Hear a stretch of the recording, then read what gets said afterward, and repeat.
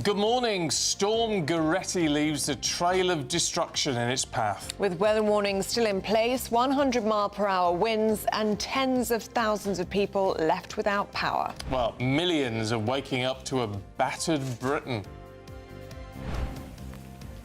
Well, much of the country waking up this morning to heavy snowfall. Here in Wales, some 25 centimetres of snow has fallen. An amber weather warning still in place. I'll have the latest throughout the morning as travel disruption expected throughout the day. Labour's accused of U-turning again, this time over taxes for pubs, as the Chancellor prepares to reverse higher costs for struggling locals. Unrest in Iran. A nationwide internet blackout follows almost 2 weeks of anti-government protest. Happy birthday, Your Highness. Catherine, the Princess of Wales, celebrates her 44th birthday today. And sport this morning, Liverpool hold an anxious Arsenal to a goalless draw at the Emirates. In cricket, Harry Brooks fined after a nightclub incident the day before captaining England. And how does a bad amateur player get on a professional tennis tournament? As you can imagine, quite badly. Storm Gerretti is easing, but there are still many weather warnings in place. Snow and ice continuing to cause issues, and a strong and cold wind making it feel particularly bitter across parts of the east today. It does look a bit drier and brighter for many tomorrow. Join me later for a full forecast. It's just gone 6 o'clock. I'm Stephen Dixon. I'm Ellie Costello, and this is GB News Breakfast.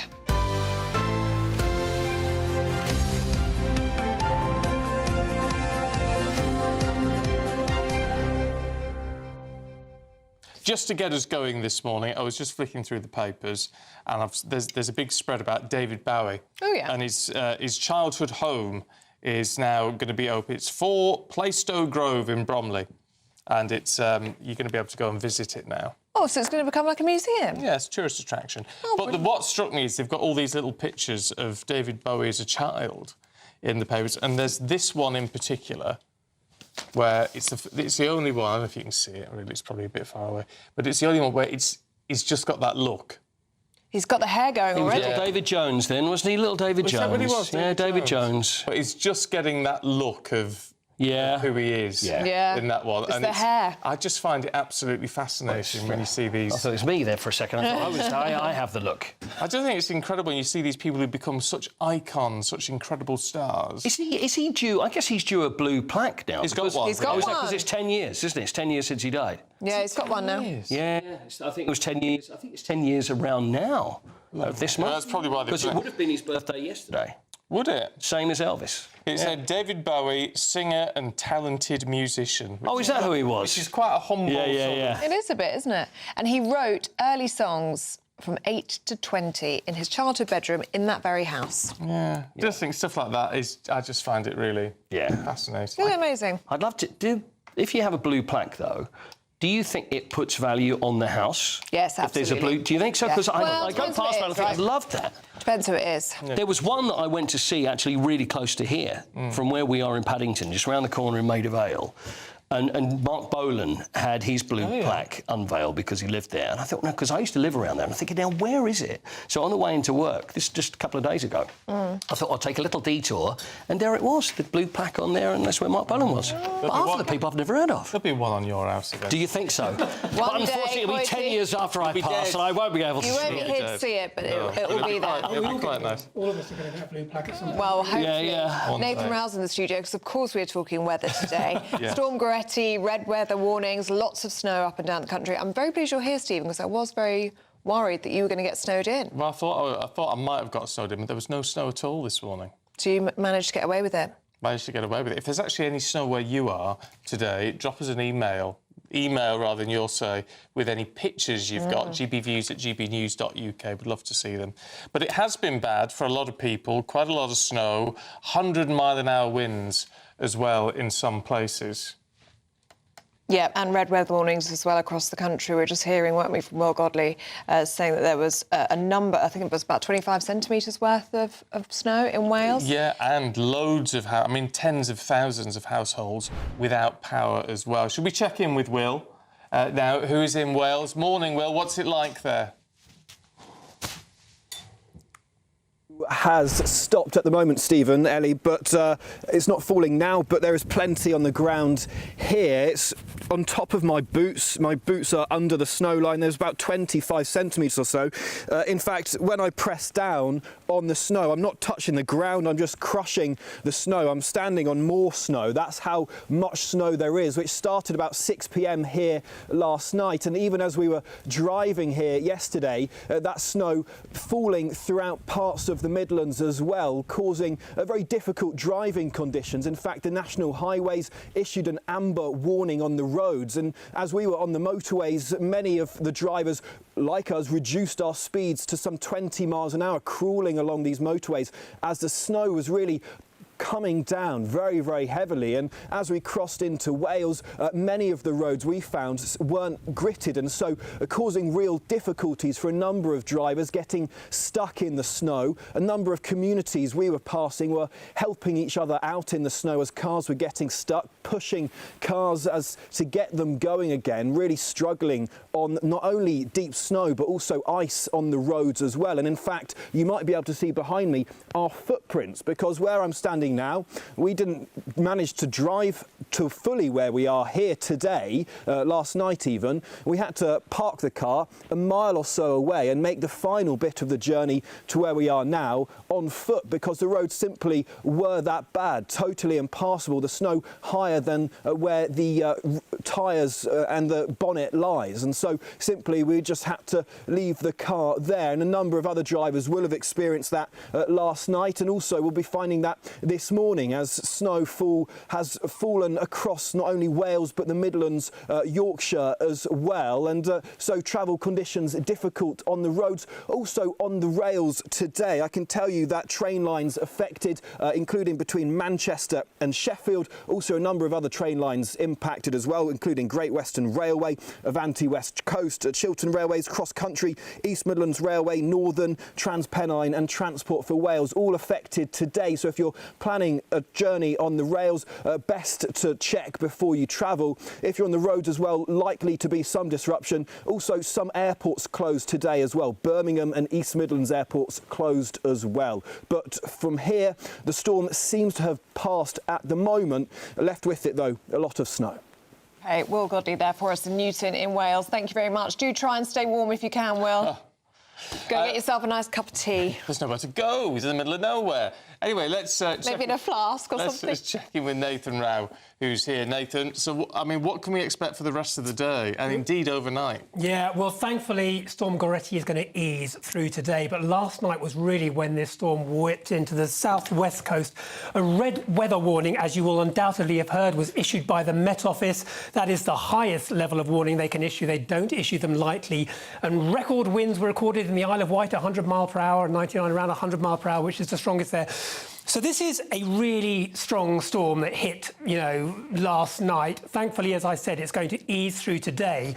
Weather warnings are still in force across the south of the country, across the Midlands for snow, across Scotland for snow, as that storm moves along the south coast of England out into the east, and winds will die down through today. But a lot of places this morning are waking up to scenes of disruption, closed schools, traffic disruption, damage to buildings, power cuts, all that sort of thing that you'd associate with a very severe autumn storm. Yeah, I mean, Storm Gerretti's been described as a weather bomb. What does that mean? Yeah, now a weather bomb is actually a technical meteorological term. It is another word for explosive cyclogenesis, and what that means is when a low pressure... That sounds better. It's great, isn't it? Explosive cyclogenesis. When a low pressure system, which is what all of these storms are, low pressure systems, sometimes they hitch a ride onto the jet stream, and that causes them to strengthen very, very quickly. And in order to have a weather bomb, you need to have a drop of 24 millibars over 24 hours in the central point of that low pressure system. And that's what happened last night. In fact, I think it dropped around 30 millibars over a very short amount of time, and that causes what's called a weather bomb. I think it's more of a media term, actually. We love them in the media. But it is a meteorological term that describes a very, very strong and powerful storm. Another one, actually, was the 1987 Great Storm. That was a weather bomb. Intensified very, very rapidly and caused some very, very strong winds and a lot of damage. All right, Nathan, I'll be checking with you all morning this morning, but for now, thanks very much indeed. Now, at 6:09, Labour MPs who are concerned about soaring business rates for pubs have told GB News that they are hoping that the government will announce a package for pubs within days. Well, it comes as angry Republicans warn they may take strike action, saying rising bills and falling footfall are pushing businesses to the brink. The opposition leader, Kemi Badenoch, accused Labour MPs of scrambling to get themselves unbanned from their locals as pressure mounts on the government to act. Labour MPs have come back from Christmas break where they were banned from every single pub in the country, and they've suddenly realised that people don't like them. That's why they're pushing for this U-turn. Conservatives saw this as soon as it happened. Remember my budget speech, and I talked about how Rachel had done absolutely nothing for pubs? Well, the chickens have come home to roost. Anyone who is an MP in a rural constituency especially knows that pubs are the lifeblood of so many towns and villages as well as cities. Some of them have been there for hundreds of years. We don't want to see them disappear. We've already lost, most butchers in villages and towns, the bakers. Most places now just have a pub and a church. We've got to do what we can to protect them.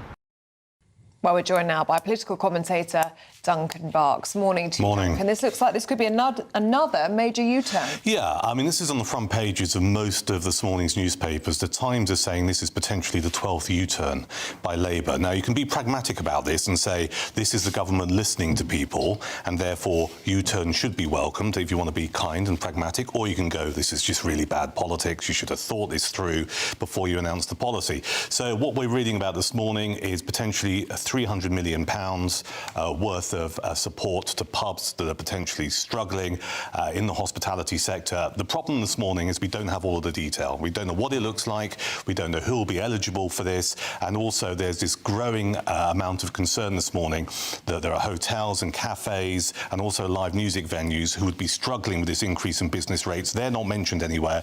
The focus is 100% on pubs. Why? Because it gives Labour a great headline. And the timing for this is really interesting as well, because next week there was due to be a set of votes in Parliament for what's known as the Finance Bill, which is off the back of the budget that we had last November on the 26th, where the bill would have to be voted through. And there was a concern that particularly Labour MPs who are getting a lot of hassle in their constituencies might have amended the bill or even voted against it. So that's why we're reading this morning. Right, so we can be pragmatic, say they're listening, say it's democracy in action, or you can look at it and say, why on earth are these policies being put forward without thinking about the consequences? And that's the camp that I think I'm in and most people are in. It's really, really bad politics. So apparently, after this backlash on the 26th of November, when people were going in the pub trade going, this is going to, you've not done your maths on this, Rachel Reeves commissioned something from the Treasury to go and have a look at the impact on the measures she just announced. And you find yourself going,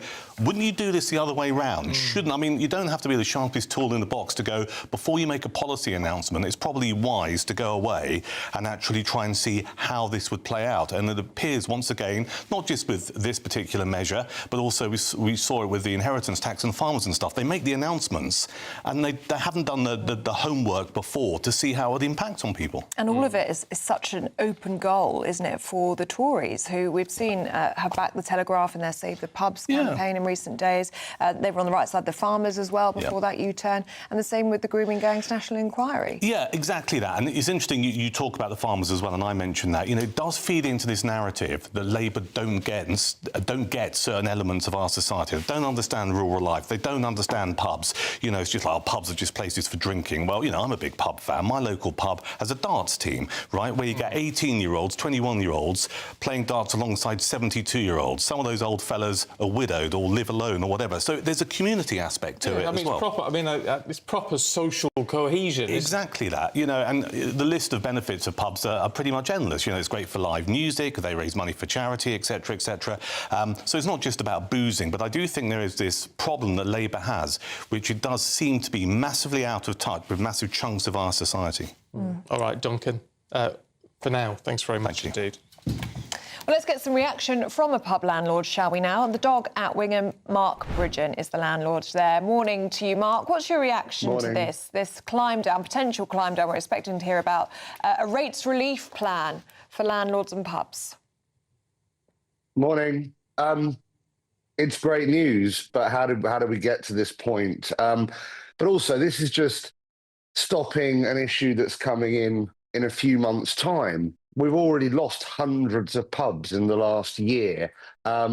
We've already got pubs closing on a daily basis, and it's not because of the rates that are coming in a few months. You know, this isn't going to save our pub. It takes one problem away. What we also need to address is the employer's NI that is crippling us, and the VAT position for pubs. So, yeah, maybe now this means that they're finally hearing us, and by that I mean you guys that give us such great support.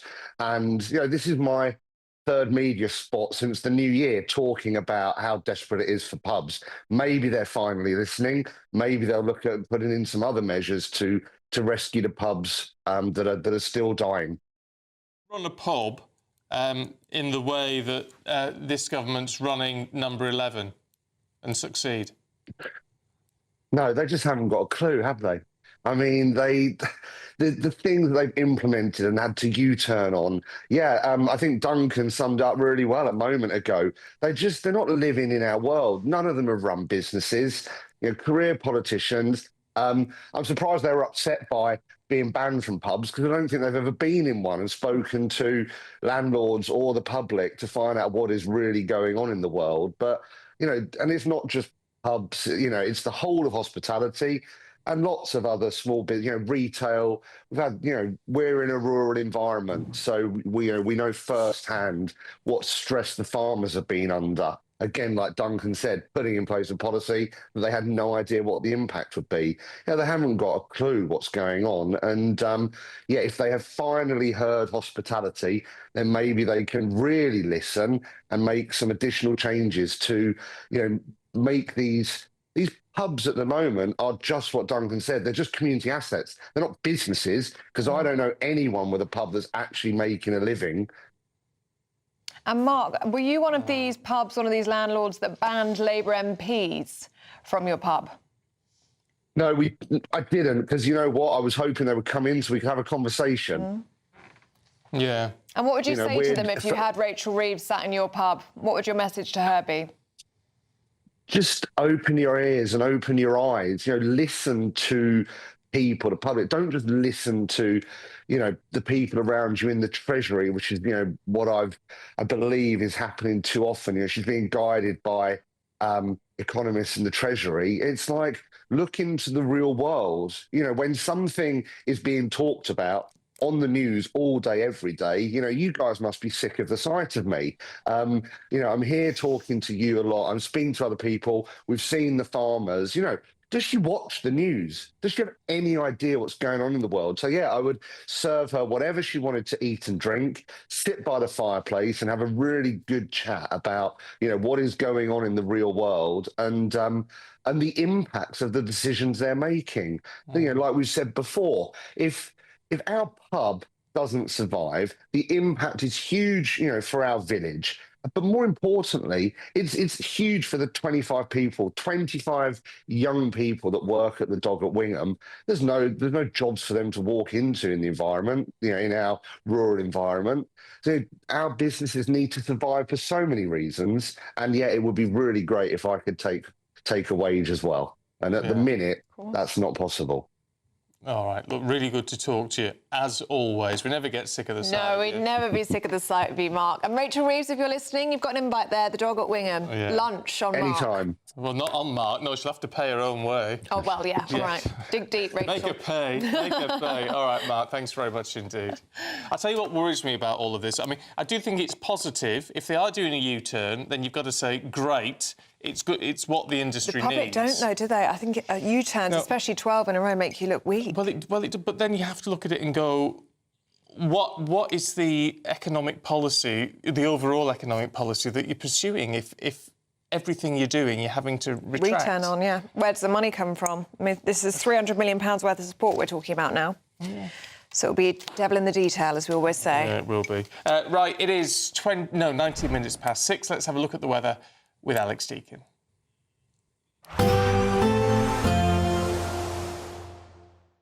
Expect warm spells with the odd rude interruption. Box Boiler sponsors the weather on GB News. Morning. Time for your latest weather update from the Met Office here on GB News. Not quite the calm after the storm. Storm Gerretti is slowly clearing away, though, through the day today. Still pretty wet and pretty cold across parts of the east. Still a number of Met Office warnings remain in place for snow and ice and some heavy rain across parts of eastern England too. Feeling pretty grotty in these eastern areas where a mix of rain, sleet and snow will continue to fall, accompanied by a pretty chilly wind. A further covering snow possible in places. A few wintry showers coming into Wales, but generally things improving and calming down here. Many areas across northern England, central Scotland will be dry, but still pretty cold in most parts. Temperatures may get to 7 or 8 in the southwest. Across Scotland, temperatures getting a few degrees above freezing. Still a few wintry showers, but as I say, many places here will have a largely dry day. Not much to melt the snow that's still lying, however. Things turning clear and frosty across Northern Ireland quite quickly through this evening, so again could turn icy. Still a few wintry showers over the hills and mountains of Wales, and still pretty wet across these eastern counties of England. Really cold as the rain, sleet and snow continues to slowly pull away here during the evening. As it does so, everything could freeze up overnight, so a continued risk of ice on untreated surfaces. Generally clear skies, though, across this central slice of the country, allowing temperatures to dip down to freezing, certainly a few degrees below in rural spots, especially where there's snow lying on the ground. Now, for many, Saturday is an okay day, certainly the driest and brightest of this current spell. Not completely dry, still be some showers feeding into parts of Wales with snow on the hills and mountains. 1 or 2 showers still perhaps across eastern parts of England and northern Scotland. But for many, Saturday is going to be dry and bright. There'll be some sunshine, but still on the chilly side with temperatures in many places not much above 3 or 4 Celsius. Bye for now. Expect warm spells with the odd rude interruption. Boxed Boilers sponsors the weather on GB News.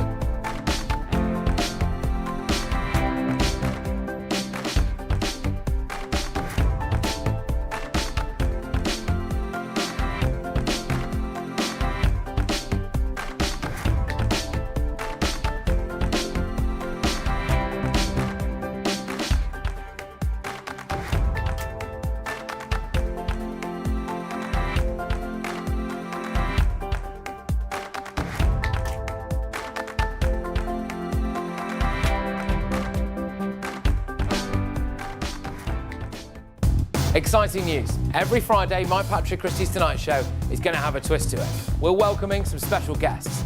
You. That's right, on Fridays I'm going to be doing my show in front of a live studio audience, because this show is about you and what you have to say. It's going to be the same big debates, same big topics, same big opinions, but every Friday night at 9 p.m. you are invited to come on down to Patrick Christie's Tonight to be a part of the action. Only on GB News, the People's Channel, Britain's news channel. Do you trust what you're being told? Good, because neither do I. Those are just facts. I'm Alex Armstrong, and on my show, we'll expose the spin. Well, I want to answer that, because you didn't let me last time, because you always speak over me. The broken promises. To deny that is denying the truth. And the hypocrisy. We can allow. You think we can allow? Politics, policy, parliament. Nothing is off limits. No sugarcoating, no fear of offence, just the truth laid bare. Tune in every Saturday and Sunday at 9 p.m. for Alex Armstrong Tonight, only on GB News, Britain's news channel. No matter the state it's in, this is our nation. Join me, Jacob Rees-Mogg, for a genuine, honest discussion on where we have been where we are going and where we are with the people who set the direction. Tune in to State of the Nation every Monday to Thursday, 8 to 9 o'clock, only on GB News.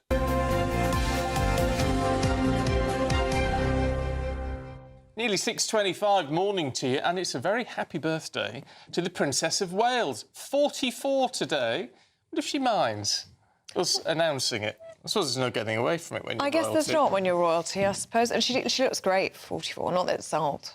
She looks fantastic. Not old at all. Anyway, You'd still put her in her 30s, wouldn't you, if you were taking a picture of it? Well, Anyway. and it is almost a year since she was announced, at least, that she was in remission from cancer. Well, yesterday she joined her husband, Prince William. They surprised NHS staff, patients and volunteers in London. Our royal correspondent, Cameron Walker, was with them. A warm surprise for those working through cold winter pressures. The Prince and Princess of Wales visited London's Charing Cross Hospital yesterday to show their support for a struggling institution. Here's Gail Scott-Spicer, the boss of Imperial Health Charity. It makes a massive difference for the staff and volunteers and the patients to feel the support of people like their Royal Highnesses at what's a very difficult time with winter pressures for all of the NHS. 2026 is going to be a good year? Prince William told health leaders the use of charities could have a far greater impact. It needs the support, it needs that kind of energy and that renewed momentum. We all applauded all the NHS for many weeks on end through COVID.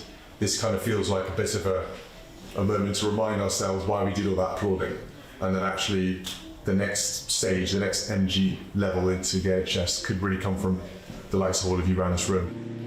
Communities across Britain are supported by NHS Charities Together, which improves patients' care through funding facilities, green spaces and arts projects. It must make a big difference to you having that bit of extra there in the workforce, but also to be able to build those relationships with patients and things like that. The Prince and Princess have been joint patrons since the pandemic.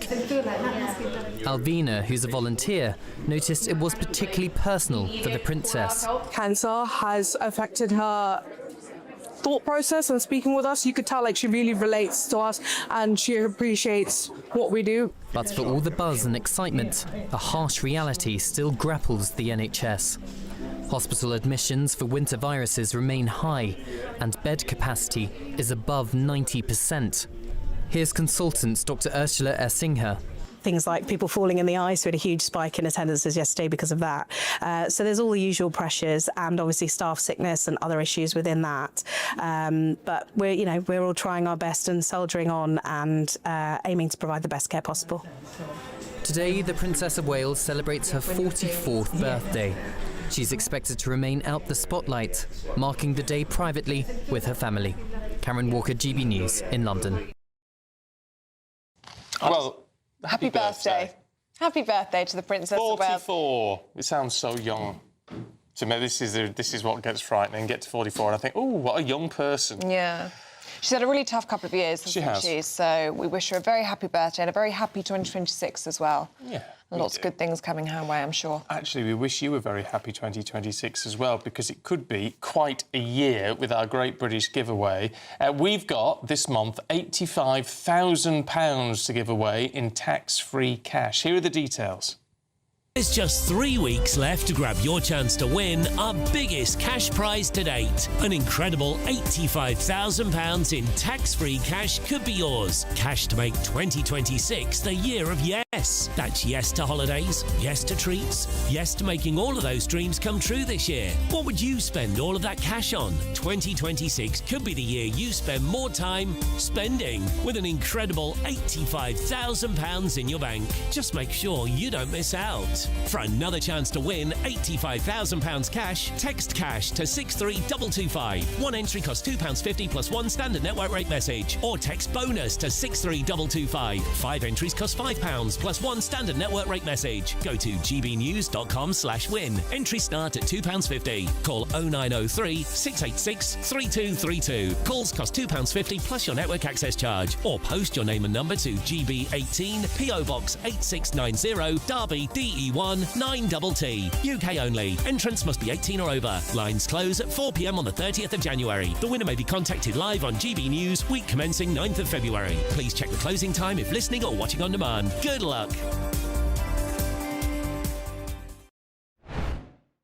Yes, good luck. Now, do stay with us. Still to come, Vice-Captain of England cricket, Harry Brook, is on his final warning. It's after an incident with a nightclub bouncer just hours before captaining England. Paul Coyte's with us next with the full story. But first, if you're travelling to work or school this morning, do be careful because lots of the roads are very icy out there this morning. Here's your traffic and travel update. Good morning. This is the latest AI travel news from gbnews.com. On the M1 northbound in Derbyshire, between junction 28 and junction 29, a collision is closing 3 of 4 lanes, with delays of around 15 minutes, easing after 9:15. In Cornwall, the A30 eastbound between the A394 and the junction with the A3074 is shut for road management, with traffic expected after 26 minutes past 8. In Wales, the A483 is closed both ways from Crossgates to Newtown after unstable trees, also affecting the A470.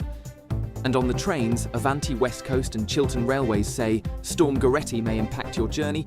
For more travel news, go to gbnews.com.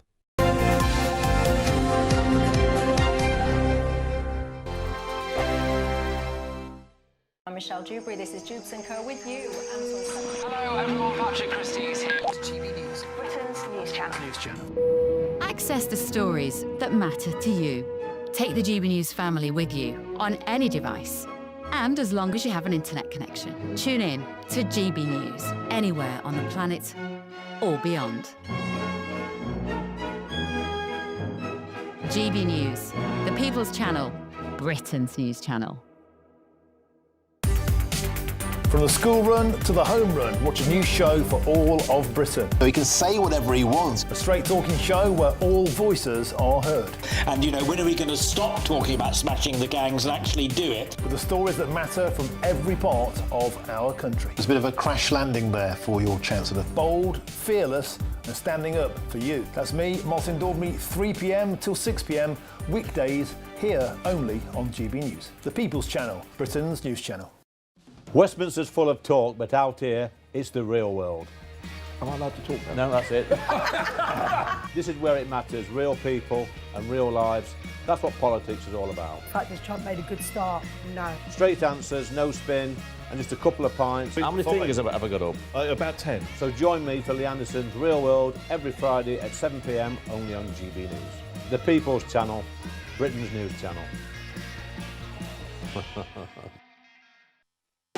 You want to know what's really going on in the corridors of power? Labour don't know what to do with you half the time, and that makes you quite lethal in the chamber. Get behind the headlines with Chopper's Political Podcast. Join me, Christopher Hope, as I sit down with the great and the good of British politics. We'll see where this ruling takes us. These are the stories shaping our nation. Chopper's Political Podcast, available now on all platforms. Listen in and stay ahead. Decisions made in Washington aren't just shaping America, they're shaping Britain too. From migration to global security, from crime to health. Whatever happens in the White House today will be felt in your town or city tomorrow. That's why The Late Show is live from Washington, D.C. Cutting through the politics to show you what it all means for Britain. The Late Show live every night at midnight. Only on GB News, Britain's news channel. Bowl. They are under no illusion. Ray. Are you a human trafficker? Boundless. I've had enough of the nonsense, and I'm not afraid to say it. Don't get us on the BBC. Every weeknight, I tear through the headlines. The smell of gasoline. Should we be worried about it? From Westminster madness to cultural war chaos. What we're going to do now is they are throwing things out the car as we speak. Get ready, Britain. Here we go. Patrick Christie tonight, weeknights from 9 p.m, only on GB News, Britain's news channel.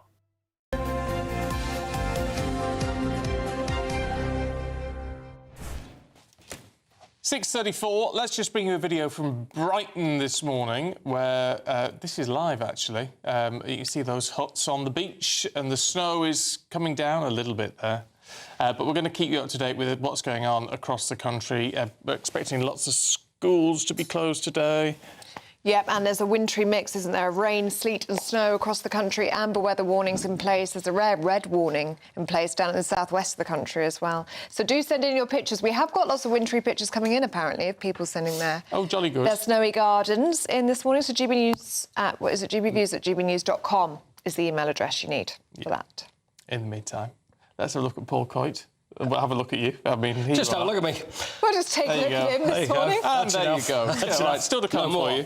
Right, go on, football. Arsenal-Liverpool last night. Yeah. So Arsenal are top of the Premier League at the moment. Liverpool haven't been playing so well, but it was 0-0. There's not a lot to say, apart from the fact it was 0-0. Actually, I've always got something to say. Not the most exciting game. Liverpool were better. Now, it's not the end of the world for Arsenal because they got a point, but they're 8 points clear at the top of the Premier League, and I know that a lot of Arsenal fans are still feeling a little nervous about this, which is understandable because they want to win the Premier League. It's not done and dusted at all, although Man City have wobbled a bit. And I think the thing is, and not what I would ever give advice to Arsenal fans around watching a game of football, but it's confidence, because the thing is, players feel nervousness, and I've seen it loads of times. So fans will react to what they see on the pitch. There's been a lot of talk recently about fans have to play their part in the game, and it's very important that they get behind the team and that they cheer and they don't boo and they don't do this and they don't do that. But at the end of the day, you pay money to watch entertainment, and I think that fans should be able to react any way they want, although sometimes it can be counterproductive if they vent their feelings and then it will affect the players. So if there's nervousness, even if there's quiet around a ground, players can feel that fans are nervous, which then affects players as well. So it's a long way to go. 17 games to go still if they want to win the title. It's not over yet. 8 in front, but they're looking very good. Now, there was a bit of a flashpoint that happened in this that everybody's talking about in this game. Now, this is right at the end. Conor Bradley for Liverpool fell, and this is right at the very end of the game, fell on the touchline and got injured and fell over. Now, Gabriel Martinelli, Arsenal player, went over to him and then dropped the ball on him and then pushed him off the side of the pitch, as if to say, get off the pitch, we want to get on with the game. Now, there's professionals that are saying, this is disgraceful, it's unbelievable, because Conor Bradley was properly injured. He hurt his knee, he ended up he was taken off on a stretcher, he ended up then having to go off on crutches, whereas Martinelli's literally just pushed him and could have made this injury so much worse. Yeah. But you know what it is? It's because of players crying wolf. We've seen this so much at the end of games where you get players will collapse and, oh, I'm injured, trying to waste time. So although what Martinelli did was no good, it was bad and it was disgraceful, that was why he did it, because so many players, and he didn't know how injured he was and just assumed that he was just rolling around. Yeah. I mean, he said afterwards, he did apologise. He said, I really didn't understand he was seriously injured in the heat of the moment. I want to say I'm deeply sorry for reacting, sending Conor all my best again for a swift recovery. And Arne Slot agreed with it and said there's so much play acting that goes on. That's obviously the reason he did it. But he did it at the wrong time. So it really was like the boy that cried wolf. Yeah. Should we look at the cricket and Harry Brook? Yeah, quick word about Harry Brook, because now we're going to get all the post-mortem on the Ashes and how bad everything was and the reasons everything happened. Harry Brook, who's the vice-captain, he was the captain of the white ball team, which is when they play one-day games. And they were playing in New Zealand and he got himself in trouble. And none of this helps. So there's going to be all these things. This is the reasons. Things were bad. They went on holiday in Australia. They were out drinking, which is all very well. They've got to enjoy themselves. But there was a late-night altercation with a bouncer, which happened, and this is not the bouncer that bowlers bowl on cricket pitches. This is the sum that stands outside a nightclub. And basically, he was fined £30,000. Of course, now he's apologised. I'm deeply sorry. I take representing my country very seriously. It's like, but you don't. The night before, you're about to play for England. Do you go out on the lash? No, it's not very sensible. It's not very sensible. Can we have a look, just to finish off, at the Olympic torch? Yes. Yes, the Olympic torch. Oh, well, you haven't asked me. You haven't asked me. You're going to ask me the question. Where is the Olympic torch today? Well, it's funny you should say that, because I will show you. We're going to go off to Italy now, and stage 32 of the Olympic torch relay, which will end at the San Siro in Milan Milan. On February the 6th. So they're focusing on Italy's motor industry. I don't know whether that's a good idea just to have that left there. No, it's just the miner's lamp there with the flame in. So there we are. They're going, as you can see, that's Maserati in a place called Modène. So that's where they're going past there. The weather's not bad. They head into snow. They're in some terrible snow last couple of days. Maranello, which is the home of Ferrari. They went past there as well. 7,450 miles. And that's, I believe, Parma, which is where they ended the torch relay yesterday. And then it will carry on again later. I could just sit and watch this. I do. You love it. I love a torch relay. What can I say? I think I've played on this station more visions of torch relays than anyone ever in the world in history. I'm just a little bit disappointed, can I say? Yeah, please say. They're taking a spin in a Maserati. The Olympic, it was going at about 2 miles an hour. Yeah. I was hoping they were going to be putting the foot down. Stephen, you know very well that if you're holding an Olympic flame, the thing's going to go out. I know. If you go above 20 miles an hour. Then they'd have to go all the way back to Greece, relight the damn thing, another 7,000 miles, be a disaster. So you've got to respect the flame. Respect the flame. They can take it on a plane, though. We can take it on a plane. But always remember, that is my thing I will leave you, respect the flame. Respect the flame. Have that as a tattoo, Paul. I think, well, yes, maybe I will. Thanks, Coity. Now, still to come, there's more drama in the Beckham family. Brooklyn Beckham tells his family to only contact with him through his lawyers. I'd like to do that with you. Yeah? And I'd definitely, cease and desist letter. I'd definitely like to do that with Mike Parry and Scarlett Maguire, but unfortunately they are going to be here talking through the papers in a moment. First, here's the European forecast. Ready to soak up that holiday sunshine? Won't we need some cover? No worries. All sorted. All Clear Travel Insurance sponsors GB News Travel Destinations Forecast. It's not much warmer across the Mediterranean compared to the UK at the moment, thanks to a brisk wind, which is bringing plenty of showers to Greece and Croatia during Saturday. Certainly some snow over the mountains across the southeastern corner of Europe. Some snow over the mountains of Italy as well. Further north across Italy, some sunshine. Largely fine conditions for Spain and Portugal. Snow over the Pyrenees and generally sunny spells in the Canaries. That'll continue into Sunday and Monday. All Clear Travel Insurance sponsors GB News Travel Destinations Forecast.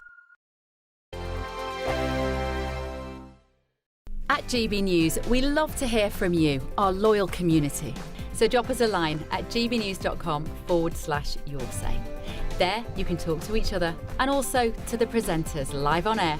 gbnews.com/yoursay, because GB News is your channel, Britain's news channel. Good afternoon, Britain. Weekdays from midday.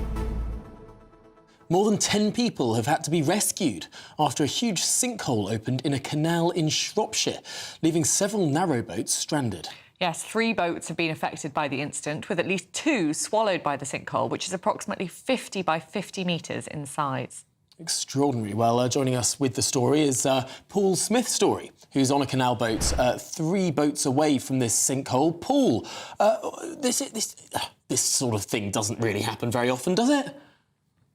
It doesn't. There was a huge breach on the Bridgewater Canal last year, but this is the first time we've actually seen boats at the bottom of the breach. It was quite scary to witness, to be honest. So how close are you? What can you see from where you are? Yeah, well, we're about 90 metres away from where the sinkhole started. We got woke up at 4:20 this morning. There was crashing on the boat because the boat was listing.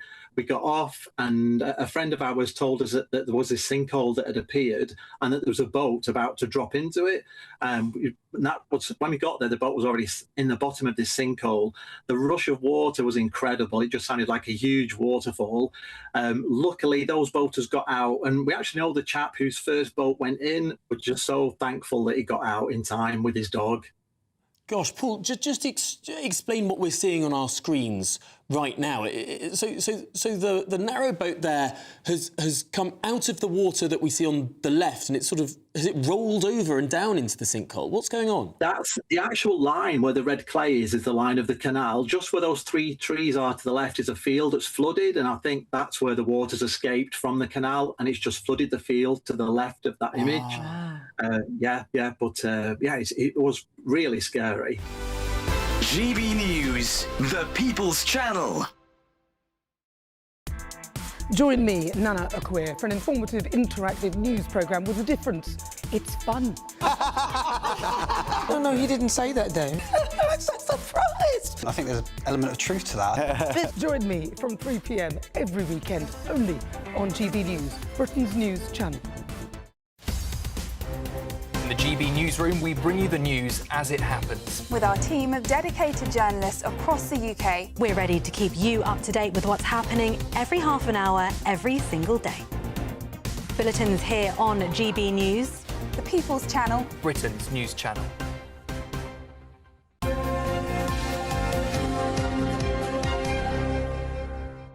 6:45 and time for the papers with the journalist Mike Parry and former Labour advisor Scarlett Maguire. Good morning to you both. Mike, let's start with pubs. No, I can't imagine you're a man who goes to a pub. I've got my own pub campaign. The logos are all over the place. It's Save Our Supping, SOS, OK. Yeah. Mike Parry leading the way. I've made friends of the people who run the pub change in this country. Tim Martin's a friend of mine. Yeah. He runs Wetherspoons. I'm devoted to pubs in this country. I've been using them since I was 15. And I admit that's breaking the law, but we used to in those days, right? And I would hate to see them go. And I raised a question with Scarlett before we came in here. Do Labour hate pubs, you know? I wonder whether it's the association. Because in pubs, people get together and they talk about how poor the government is. And I wonder whether Labour are trying to crack down on that. And, Mike, we know that is utter rubbish. Well, you might think so. We know that Keir Starmer has a local, which is called the Pineapple, which... There's 1 pint a month, apparently. Come on, he used to be in there. He is Prime Minister. Yeah. He doesn't live near it anymore. But what I would say, Scarlett, is this an example of certainly Rachel Reeves implementing economic policy without thinking through the consequences? OK, I think it's two things. I think it's that, but I also think it's a you can't win thing, is that when Labour does listen and say, OK, that was a mistake, everybody goes, it's another U-turn. Yeah. Whereas actually, thank goodness they're listening, because it might save some pubs. But 12 U-turns. I know. It's difficult. It's difficult. On this particular issue, it's already too late for a lot of pubs. 2,000 pubs have closed over the last 5 years in this country. That goes back to the last Tory government. But it's not getting any better. And if they really love pubs, they should have changed it when they came in. But Rachel Reeves is economically illiterate. If she doesn't realise that if you put up the cost of a barman and a barmaid, if you put up the cost of the rent, if you put up the cost of the beer, pubs are under enormous threat. They're going to close down. And she's done nothing to stop that until she's been made to by a group of Labour MPs who suddenly found they've got constituents who like pubs. No, a group of Labour MPs who probably know a lot about pubs, like most of us do. I mean, you know, there was no question. I was in my local pub this week, and I go there. You spend a lot of time in there. And I go there a lot, and it's very, very good. But are you looking at this, Scarlett, with your head in your hands a little bit? Yeah, look. It's not fun, right? And you think, yes, you know, can we work it through? I think on pubs, I mean, Mike's absolutely right to say 5 years. I mean, actually, it's much longer. I mean, pubs have been closing, and one of the reasons they've been closing actually is because the owners sell them off because flats make more money. Certainly in the West End of London that has happened. Right, and actually I remember going, I mean, on walking things, and you'd say, oh, let's go to the pub, and you'd look at your map and the pub would be closed. Right. And this was, you know, long ago. So it's been going on for a long time. It now has to stop. Thank goodness that she's stopping it, right? OK, all right, let's move on to something else before we run out of time. Yeah. In the Telegraph, Scarlett, the Maccabi Tel Aviv debacle. Yeah. There's now calls for the Chief Constable to go. Well, I mean, West Midlands Police. We do need to know exactly what happened. If it's true that the Chief Constable did not properly listen to the Amsterdam police. I mean, what we do know about Maccabi plans is the Maccabi ultras are not sweethearts, right? I mean, this has got nothing to do with what nationality they are. We have ultras in lots and lots of things. Yeah, but did Birmingham get a warning from the Dutch police, or did they not? That's what I'm saying. There is no question. I mean, I do remember actually being on here and talking about what happened in Amsterdam, that the Maccabi fans were not great, and they were absolutely provocative. Yeah. But whether quite what really went on between the Dutch police and the British police, we've got to find out. The crucial issue here in this story for me is that the Chief Constable, and I thought he was appalling in front of the House of Commons committee this week, because a member of the committee said, why didn't you tell us that you had information that Muslim constituents in Birmingham were preparing violence against visiting football fans? And he said, oh, well, that's the first time anybody's asked me about it. Well, yeah, well, hang on. If you had that information, why didn't you reveal it? And was that information suppressed? So the accusation against the Chief Constable of the West Midlands is that what you actually did was you took your lead from leaders of the Muslim community who were warning you that there could be trouble if the Israelis arrived in Birmingham. And that is the crucial issue. Who was making the policy trying to ban the Israeli fans? No, and it matters, and it matters that they tell the truth. Mike, let's stay with you, shall we, and look at fossil fuel use increasing. This is in the Mail. Yeah, today. This is incredible. I mean, look, I believe that Ed Miliband is, well, it's a bit rude to say deranged, but he's a zealot of extraordinary proportions, OK? Trying to bring in net zero by 2030. And at every turn now, we're finding out that it's not going to work. Now, the latest report says for the first time in 4 years now, the amount of electricity produced by fossil fuels has gone up for the first time in 4 years. It had been receding while wind and solar were providing the power for electricity, but now they can't keep up, so they're going back to that. But there's another very frightening report I've read this morning that says that if Ed Miliband goes ahead with the solar panels plan that he's got, by the time 2030 comes, an area the size of Berkshire will be covered in solar panels in this country. Think of that. All right, Think of that. Yeah, well, I think we are moving. I mean, obviously there's peaks and troughs, and last year they spent more time on unrenewables than renewables. But even the Mail calls it dirty. I mean, it's, you know, we need to get away from. And look, and actually, if you made it a sort of smoother prospect, a lot of people would agree with you. I mean, why not go for clean energy rather than dirty energy? Yeah, but it's the cost. And energy security. Yeah, but it's how you do it, isn't it? And the time scale of which you do it. It is how you do it. And I mean, what was such a shame was that in 2010, when we were beginning, you know, that actually if you put solar panels on every new house, I mean, but no, we stopped the solar panels, we stopped It still wouldn't work in this country because of the weather. There was a report out from the World Bank. It needs to be nuclear, doesn't it? It needs to be nuclear. Well, that's what finally we're doing. World Bank have produced a report saying out of 230 countries, Britain is at 229 for the effectiveness of solar panels because of the lack of sun. The only other country below us is Ireland. But the real issue is the transfer. My electricity bills are much lower because I've got solar panels, right? I mean, obviously during the summer it's almost nothing. Even during the winter, it's a quarter. A quarter is a quarter less, and that's a winter like this. But electricity across the board in this country is 4 times what it costs in America and twice what it costs in Germany, and it drives me mad to see the Norwegians drilling oil out of the North Sea, putting them into containers and selling them to us. And then we buy it off them, Exactly. 2 miles away from the Norway-UK line, we've closed all our oil wells down in the North Sea, and we're buying it from Norway. It drives me mad. All right, you two. We'll see you a little bit later on. Indeed. Thank you. Let's get a check now on the weather.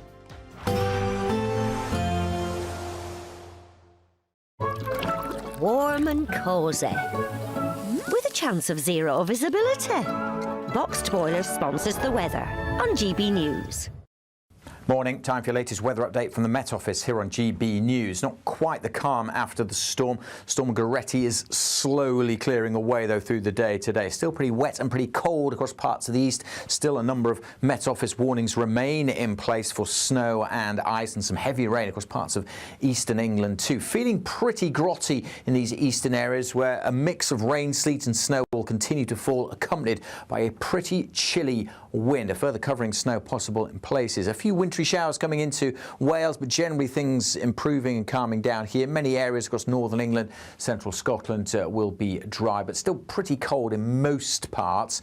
Temperatures may get to 7 or 8 in the southwest. Across Scotland, temperatures getting a few degrees above freezing. Still a few wintry showers, but as I say, many places here will have a largely dry day. Not much to melt the snow that's still lying, however. Things turning clear and frosty across Northern Ireland quite quickly through this evening, so again could turn icy. Still a few wintry showers over the hills and mountains of Wales, and still pretty wet across these eastern counties of England. Really cold as the rain, sleet and snow continues to slowly pull away here during the evening. As it does so, everything could freeze up overnight, so a continued risk of ice on untreated surfaces. Generally clear skies, though, across this central slice of the country, allowing temperatures to dip down to freezing, certainly a few degrees below in rural spots, especially where there's snow lying on the ground. Now, for many, Saturday is an okay day, certainly the driest and brightest of this current spell. Not completely dry, still be some showers feeding into parts of Wales with snow on the hills and mountains. 1 or 2 showers still perhaps across eastern parts of England and northern Scotland. But for many, Saturday is going to be dry and bright. There'll be some sunshine, but still on the chilly side with temperatures in many places not much above 3 or 4 Celsius. Bye for now. Warm and cosy, with a chance of zero visibility. Boxed Boilers sponsors the weather on GB News. Thank you for making us Britain's #1 news channel. Together, we have built something truly extraordinary.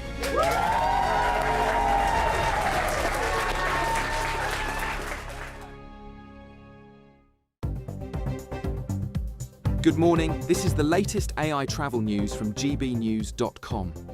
On the A83, both ways are restricted at Locknell Street in Loch Gilphead because of emergency roadworks.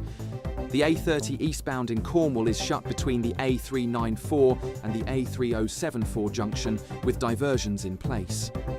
In Derbyshire, Northamptonshire's M1 northbound is slow between junction 28 and junction 29 after a crash, with 3 of 4 lanes closed and tailbacks of around 30 minutes. And on the trains, Avanti West Coast and Chiltern Railways warn Storm Gerretti may impact your journey. For more travel news, go to gbnews.com.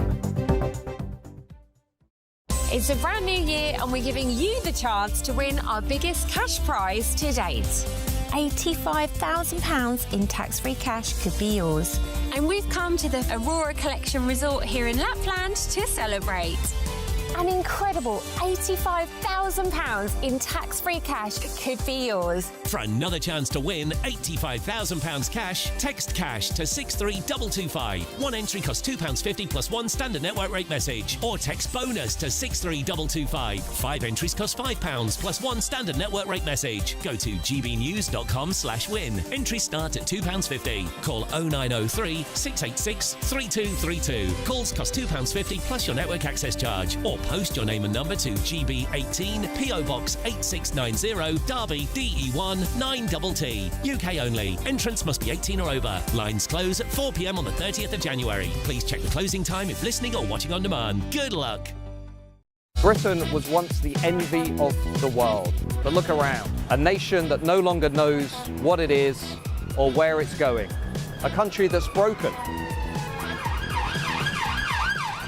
How do we fix Britain? How do we bring it back? Friday night with Matt Goodwin at 8 p.m. only on GB News. No matter the state it's in, this is our nation. Join me, Jacob Rees-Mogg, for a genuine, honest discussion on where we have been, where we are going, and where we are with the people who set the direction. Tune in to State of the Nation every Monday to Thursday, 8 to 9 o'clock. Only on GB News. Britain deserves a newsroom that puts the facts and your voice first. Well, and that's what you get on GB News. Lively debates, lively conversation. And we're not afraid to hold power to account. And each other. So join me, Andrew Pierce. And me, Miriam Gates, for Britain's Newsroom, weekdays from 9:30 on GB News. All too often, people will be sitting at home watching a press conference live, and they'll hear loads of questions being asked, and they'll be thinking, that's not my question. That's not my concern. We don't care whose feathers we ruffle. We ask the questions that you want answering. You're all standing on the street protesting and want to have an open discussion. My name's Patrick Christys. I do a show for GB News in the UK. Is it possible to talk to you quickly? Journalism in this country has been a cosy world full of groupthink until now. Well, this is the best view ever of Whitehall, looking out across all the tractor drivers of England who've come together to make their point. Hello, so as you can see, I'm here in Westminster as the protest begins. Yes, I'm very much in the thick of it. Look, we're challenging narratives here at GB News, and that's what sets us apart.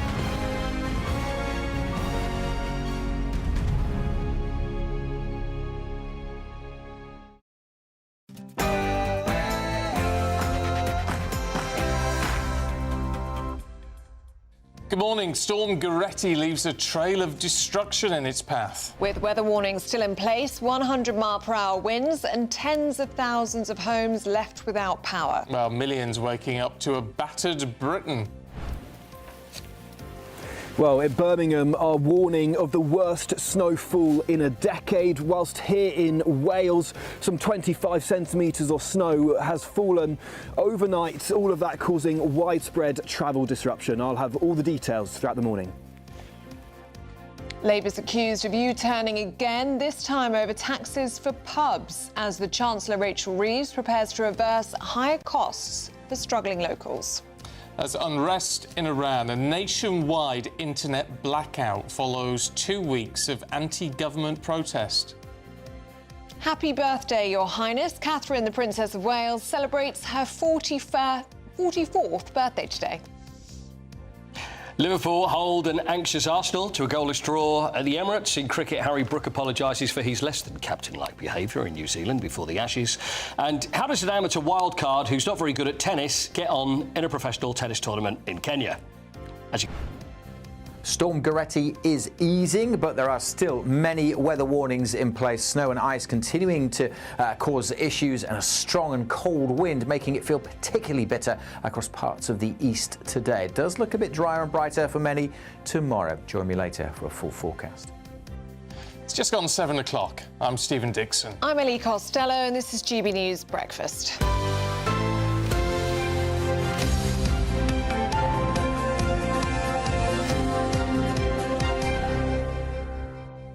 Let's start off with some of your pictures this morning, and your videos, actually, because we've been asking what it's like where you are weather-wise. Yep, John sent this one in from Leicester and says, "Morning, Stephen and Ellie. Make sure you keep warm." Seems like there's a decent covering there over your back garden, John. Yeah, there is. It's still coming down, isn't it? It is. We've had this from Julie, showing the snowy streets where she lives. There's a blanket of snow wherever Julie is. I'm not sure where you are, Julie, but it's there's Norway? a lot of snow down there. It does look like Norway, doesn't it?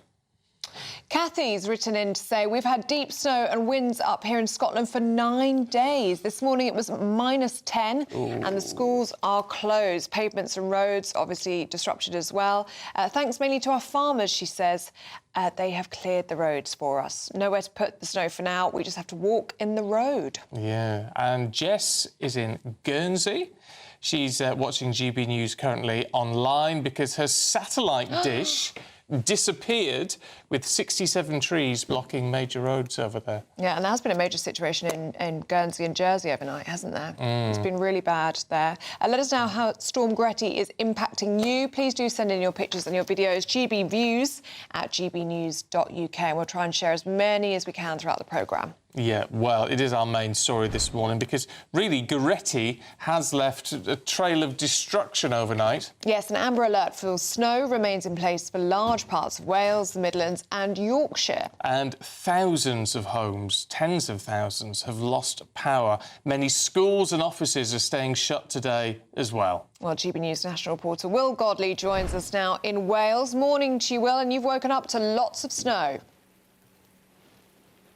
Certainly have, yeah, lots and lots of snow here in Wales. Good morning to both of you. And for some homes in Wales and also elsewhere across the country, power has resumed after it being out last night, but for many homes still without power. Over 40,000 homes still without power, according to the National Grid, of course, as winds peaked at nearly 100 miles an hour off the south coast in the Isles of Scilly last night. And in Cornwall, lots of that high winds caused destruction. As you talked about, Stephen, many roads today closed as trees have fallen over and blocking the roads. Authorities saying this morning that they are working to move those trees and get roads in Cornwall reopened. But if you're driving elsewhere in the country, particularly here in Wales and in the Midlands, you might also be impacted because not from the wind but the snowfall. In fact, in the Midlands, they're warning of the worst snowfall in a decade, and certainly a lot of snow here in Wales. Just take a look at this table. You can see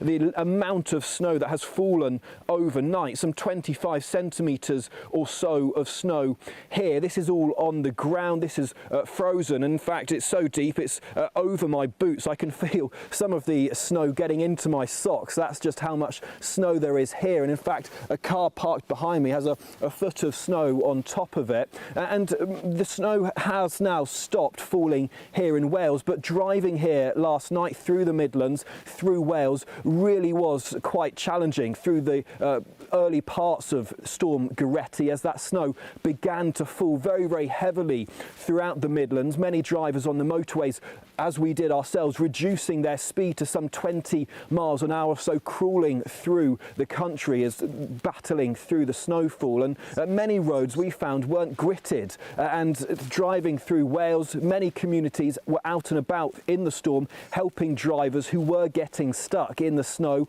and on ice, unable to get the grip they needed to move their cars. And these communities out and about helping drivers. I've got to say a special thank you to a man called Mark from the National Grid who helped us out when our car got stuck slipping on the ice. And in fact, you might be able to see some of our footprints. That is because we were having to make the final mile of our journey to where we are now on foot last night because the snow was so bad it simply was impassable for us to drive. And so many further travel disruptions expected today on the roads throughout the Midlands, Yorkshire and Wales. But if you're thinking about getting a train, you're also likely to be disrupted there as well. Avanti West Coast saying do not travel until at least 3 p.m. Trains in Cornwall, many are not running today as well after that red danger to life weather warning yesterday. A number of other train lines also facing disruption, and the line between Sheffield and Manchester is closed. If you're wanting to get a flight, that's also facing some disruption today as well, particularly Birmingham Airport. They're working to reopen the airport, but at the moment remains closed. In the last few minutes, though, East Midlands Airport has reopened, but a number of travel disruptions expected throughout the day. And as everyone's waking up to the snow, no doubt a number of schools closed as well. OK, Will, thank you very much for braving the snow for us there in Wales. Let's talk to weather journalist Nathan Rao. Nathan, good morning to you. Have we seen the worst of it now? I think we probably have seen the worst of Storm Gerretti, which was due to smash in last night. That's when that red weather warning from the Met Office was in place. It's going to move across the south coast through today, and the winds will gradually ease, although, as you have mentioned, there are still weather warnings in force for wind, for rain and for snow. As your caller Kathy mentioned earlier, that's snow in Scotland, the 10th day they're on, and they're going to get more of it today. That's not so much associated with Storm Gerretti, that's with the cold air that's over at the moment. But in terms of Storm Gerretti and those winds and that heavy rain that we've seen that's caused disruption this morning with school closures and traffic disruption, damage to buildings, that is going to ease through today, thankfully. But quite a powerful punch that has packed over the last 12 hours. Yeah, I mean, there's been a red weather warning down in the southwest of the country. We don't hear about many of those, do we? No, a red weather warning is, as you'd imagine, the highest tier of weather warnings. The Met Office issue the weather warnings because of the impact they are likely to, the weather is likely to have. So, for example, if you had a 100-mile-per-hour gust off mountains in Scotland, they're not likely to issue a red weather warning. But because this storm came into the southwest, right across into Cornwall, with those very, very strong winds, it was deemed enough to issue that red weather warning. About once a year, I tend to find myself seeing weather warnings. They are quite rare. Yeah. There have been some storms. Storm Eunice, if you remember, remember, from 2022, the one that ripped the roof off the O2 in London, that had a red weather warning. And last year, Storm Eowyn, if you remember, 135 mile per hour, that had a red warning. But they don't issue them lightly. So very, very impactful weather we have had, and that's what the warning was in place for. It's interesting because we talk about the snow an awful lot. We see Brighton behind you. These live pictures, and it's the wind and the waves that are the problem there, looking at it. Yeah, and those gusts can be very strong. There's the wind strength and the gust strength, and as you can see the camera wobbling around, there's probably hitting some very high gust strengths. Certainly you mentioned the coasts. The weather warnings along the coast are particularly pertinent because there are going to be some very high waves, some very choppy weather around there. So if you are living in those sorts of areas, keep an eye on the warnings. Don't go walking along coastal routes and things when those waves are really overtopping, because it can be dangerous. Until this storm passes through today and into tonight, when it's going to turn calmer for tomorrow. That'll be nice. Thanks, Nathan. Got some calm to look forward to over the weekend. That'll be nice. But it's all calm but cold. Calm but cold tomorrow, yes. But something milder on the way. Oh, right. Got to keep your puffer jackets on. Your football manager coats, as I described them. That's the way. Not you. You're still in your very fancy wool. Well, I am coming in here, not at home, though. I've got my big winter jacket on. Oh, do you? Very good. I've got my big coat on at home. You're going to need them. Right, now, Labour MPs who are concerned about soaring business rates for pubs have told GB News they're hoping the government will announce a U-turn within days. Well, it comes as angry pub bosses warn that they may take strike action, saying that rising bills and falling footfall are pushing businesses to the brink. The Conservative leader, Kemi Badenoch, accused Labour MPs of scrambling to get themselves unbanned from their local pubs as pressure mounts on the government to act. Let's talk to the landlord at the Wanston Arms, Matthew Todd. Matthew, morning to you. Are you breathing a sigh of relief with this apparent upcoming U-turn? Not yet. The reason being, we're here because Rachel Reeves obviously announced in the budget about the changes to the business rates, but what she didn't mention on that day was that the business rates re-evaluations were being announced by another department. So it was only half the story, and I'm sat here thinking we need to see what they're going to announce, because we've campaigned as hard as we could really across the country to just say this was the last straw. This was going to be the end for so many of our vital pubs and communities, because the sheer increases in the business rates amount was just preposterous. So I'm sat waiting here to see what the news is. And last night in the pub, that was the subject. Everybody in the pub was just asking us, why are you being treated this way, Matt? Why are pubs being treated like this? It's just constant cost pressures, and it's cost pressures coming from an area that we can't control. It's taxes that are being levied by us on the government. 40p of every pound that's spent across the bar goes straight to the government. The customers are seeing that now, and they're really clear of the fact that it's just it's a huge amount going in taxation, and it's an unfair burden on trying to run a business, which is mine particularly, is driven entirely for the community. That's what we're here for. And Matthew, what's your answer to that when customers say, why are you being treated this way? What do you say? I say it's unfair. I said it's not right. It doesn't need to be that level. We have the highest level of VAT in hospitality, for example, compared to any other country. Other countries across Europe are like 13%. We pay 20% on everything in VAT. So that goes straight to the government. And 40p in every pound is a colossal amount. So I'm explaining, and I give them all the details. They know how much a pint of beer is costing me. They know what the utilities are like, because they're seeing them themselves.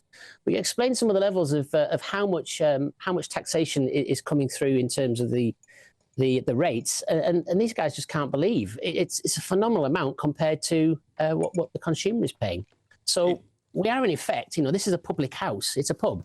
It's a very original style. I'm from the north of England, from Barrow, and I built this place up from scratch to try and bring a northern style pub that I remember from my days in Cumbria, which is it's a front room, and people come here to come and socialise in the front room of a public house, and so they understand the cost pressures, and it's a bizarre conversation to have across the bar when they're the ones telling us this is not right. So you're from Barrow? I'm from Barrow as well. Yes, you are. He's a Barrow boy like you. Yeah. Oh, there you go. Well, it's a small world. And you can picture those northern pub front room pubs that we were brought up in, and our parents took us there, and we behaved ourselves and we did our homework. And this is what the Little Wonston Arms is. And this is what I want it to continue to be. But at the moment, we are being so pressured by, unlike every other pub, the amount of taxation that is coming through. It's a burden that's unfair. And the real change that needs to happen, whether Rachel Reeves brings it into the discussion, is about a change in VAT. This is the big killer for pubs. We need this changing, and we need the VAT level changed in order to bring it and give us some investment to allow us to reinvest to grow. Because I'm here by myself now. This is me running the pub single-handedly because my team have gone. You know, they've gone off to travel and do what the youngsters do. And I'm not replacing them because it's just onerously expensive to try and operate multi-handed in these businesses with all the taxation that's there. Matthew, it's really good to talk to you. It's good to talk to another Barra boy as well. Thanks very much indeed. And that really puts it into perspective, doesn't it, when Matthew's there by himself? Let his team go. Can't afford to hire. Duncan Barks is with us. That actually says it all, doesn't it? You know, the team. It sounds like the team have gone of their own. You know, they've moved on because there's always a big churn in pubs, and that's. But the fact that Matthew's saying, well, can't replace them now. No. But that's not just bad for him and bad for the local community around him. It's bad for the economy as a whole. It is completely, and also it impacts on younger people. I mean, I don't know if you, when you were either of you a lot younger, worked in a bar. Pub, the Anchor. Yeah, exactly. So there you are. And sometimes working in your local boozer is your first step on the employment ladder, gives you confidence, your first job, gives you experience of life and people, etc. And because of what we've seen over the last year or so in terms of pubs closing down or having to cut back as a result of this government's financial decisions, those opportunities don't exist in the way that they used to. From a political perspective, if this happens, it's the 12th major U-turn? Yeah, you know. Into power? What does this mean for them? I think it fuels the narrative that we have an incompetent government. I mean, you know, 18 months in, Times newspaper and other outlets this morning reporting it's the 12th U-turn in a year and a half, which is quite staggering. Certainly in my lifetime, I've never known a government unravel so quickly as this one. If you're going to be kind, you can say, well, look, they've listened to people and they're changing their mind. But I think most people who are watching and listening to GB News this morning will just go, hang on a second, you should be working out the impact of the announcements you make in the budget and indeed elsewhere before you actually announce them. You need to see how it affects people. And it just fuels this idea that they don't know what they're doing and they entered government with no plan. Which is, look, it's one of those things. People have been saying it from day one because, you know, people have their political views and all that. It's the fact that, well, you know, you can say, well, you're just being critical of us as much as you like.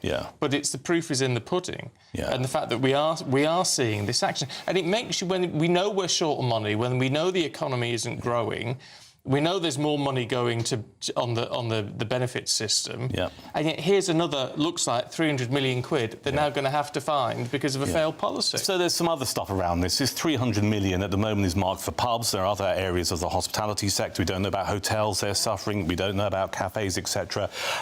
But what we've had over the last year and a half is the Labour line saying the Conservatives are responsible for the situation we find ourselves in. And I think most people now are shifting, going, you've had a year and a half, we need to start seeing some difference. And also there's a mindset, quite rightly, which is you were in opposition for 14 years. That is a lot of time to work out how you're going to fix some of society's and problems in our economy.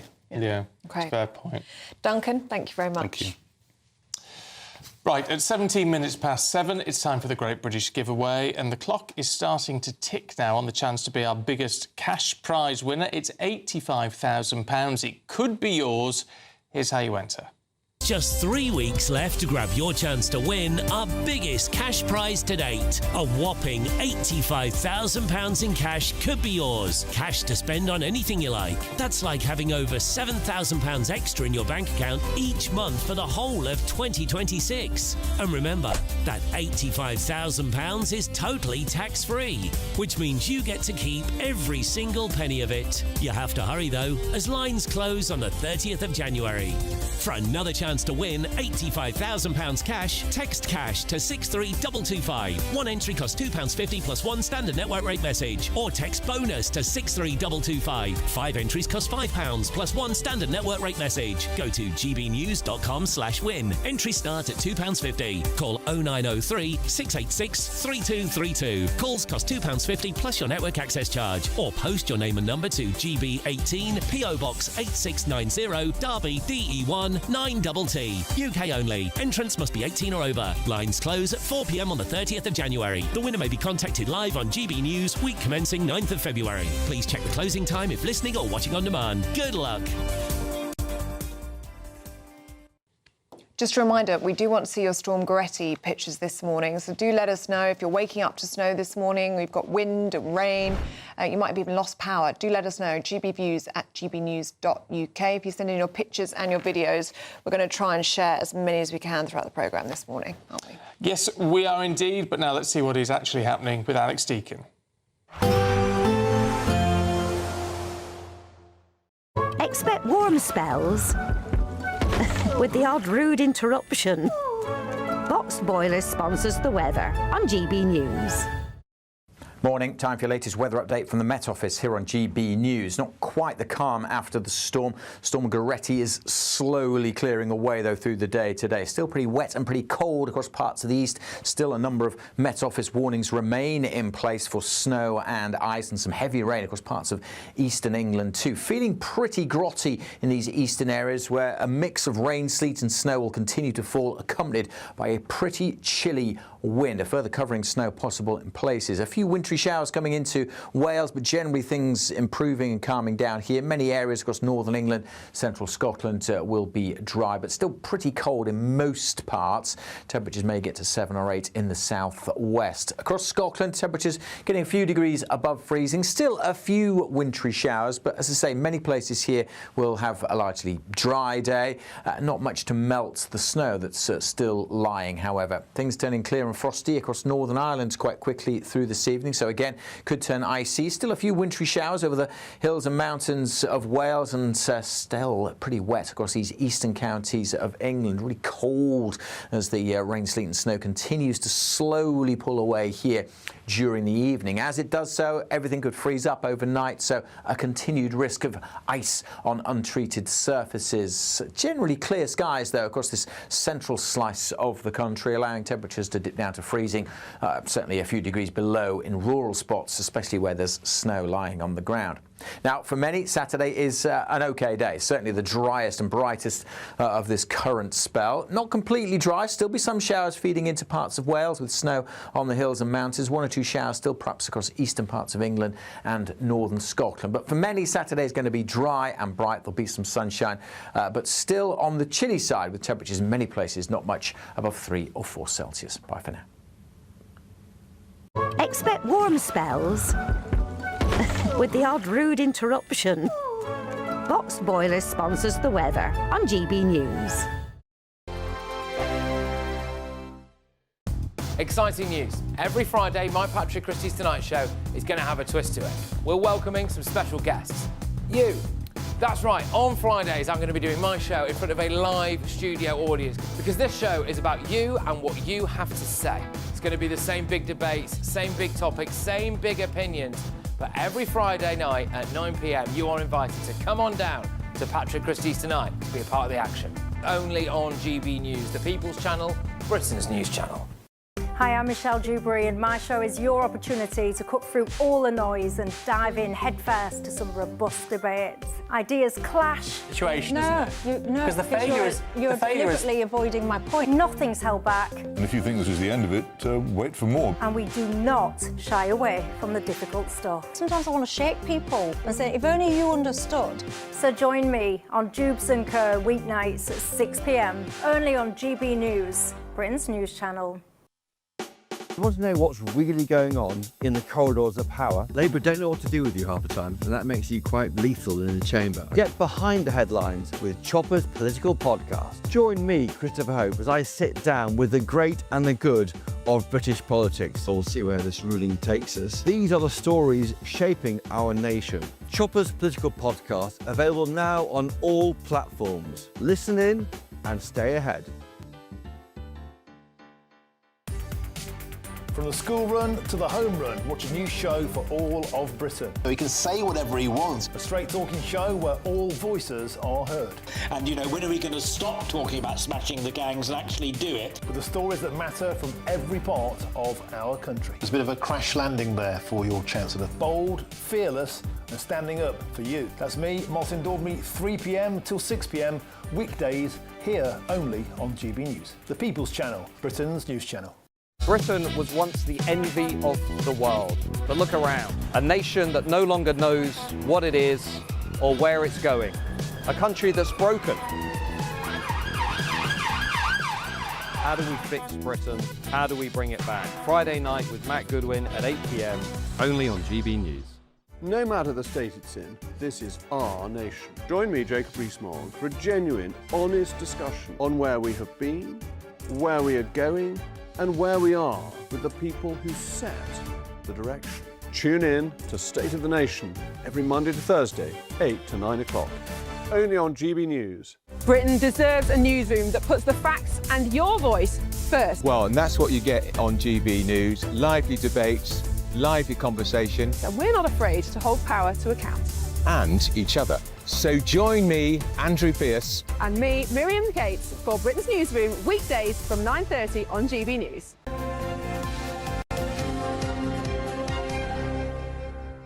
Welcome back to Breakfast. It's 24 minutes past 7. Now, a nationwide blackout has been reported in Iran.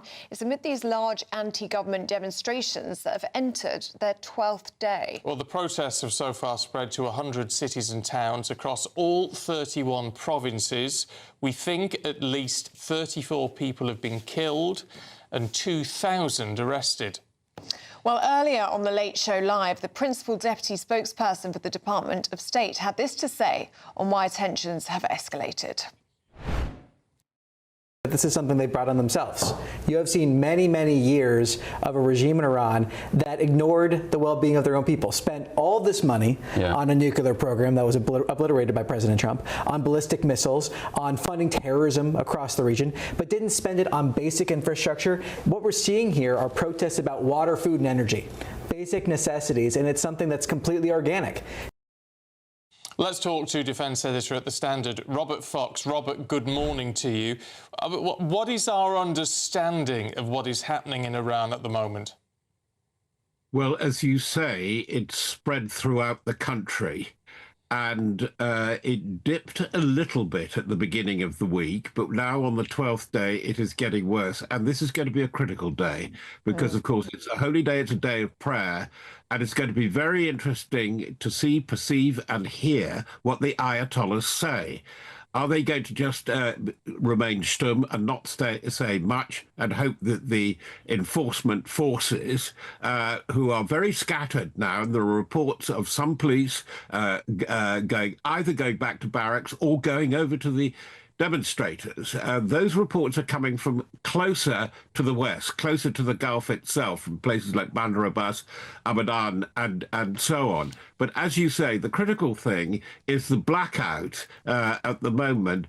But here we have Elon Musk coming in and providing Starlink contact.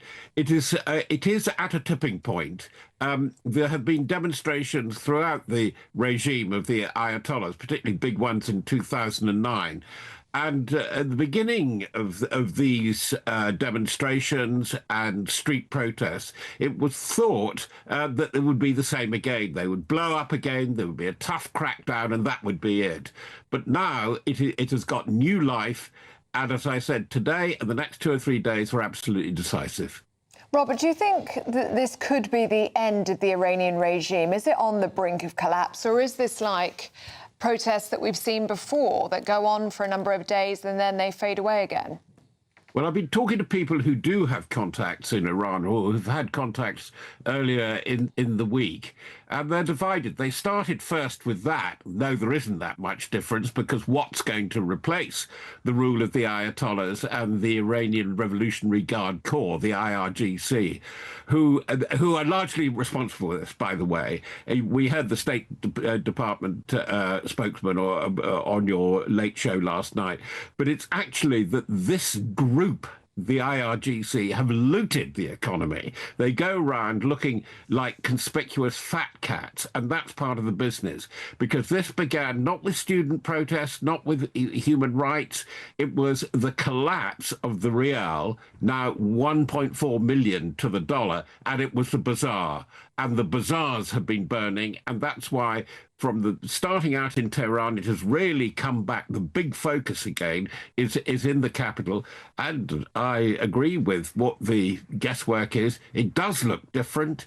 It does look as if nobody knows who can take over. And that, by the way, is why Donald Trump is being so cautious about it all, because he doesn't think that the heir, the pretender, Pahlavi, the Shah's son, the last Shah's son, really can take over. It's the same situation which the Americans, of course, discovered when they overthrew Saddam Hussein in 2003. Who can take over? And remember, this is a huge country. It's 90 million, and it's been suffering in so many different ways. OK, Robert, good to talk to you, as always. Thanks very much indeed. Now, do stay with us. Still to come, we'll bring you the latest on Storm Gerretti. Here's a live video from Worthing in West Sussex on the coast there. You can see the waves crashing against the shore. Obviously, lots of... It looks like a wave. That actually might not be a wave. What is that in the middle of the shot there? I think it's just a line, actually. I mean, it's a beautiful... Sorry, from here that looked like a crashing wave, but it actually looks like it might just be a light. Yes. I mean, to be fair, it looks pretty calm down there in Worthing. Beautiful. In Brighton, the waves... Now, there are waves in Brighton. There are waves in Brighton, but no snow. That seems to have stopped. But hopefully things are beginning to calm down a little bit. We'll bring you more.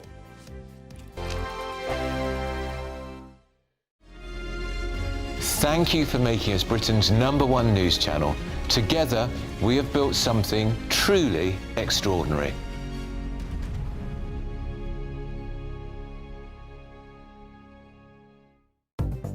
Good morning, this is the latest AI travel news from gbnews.com.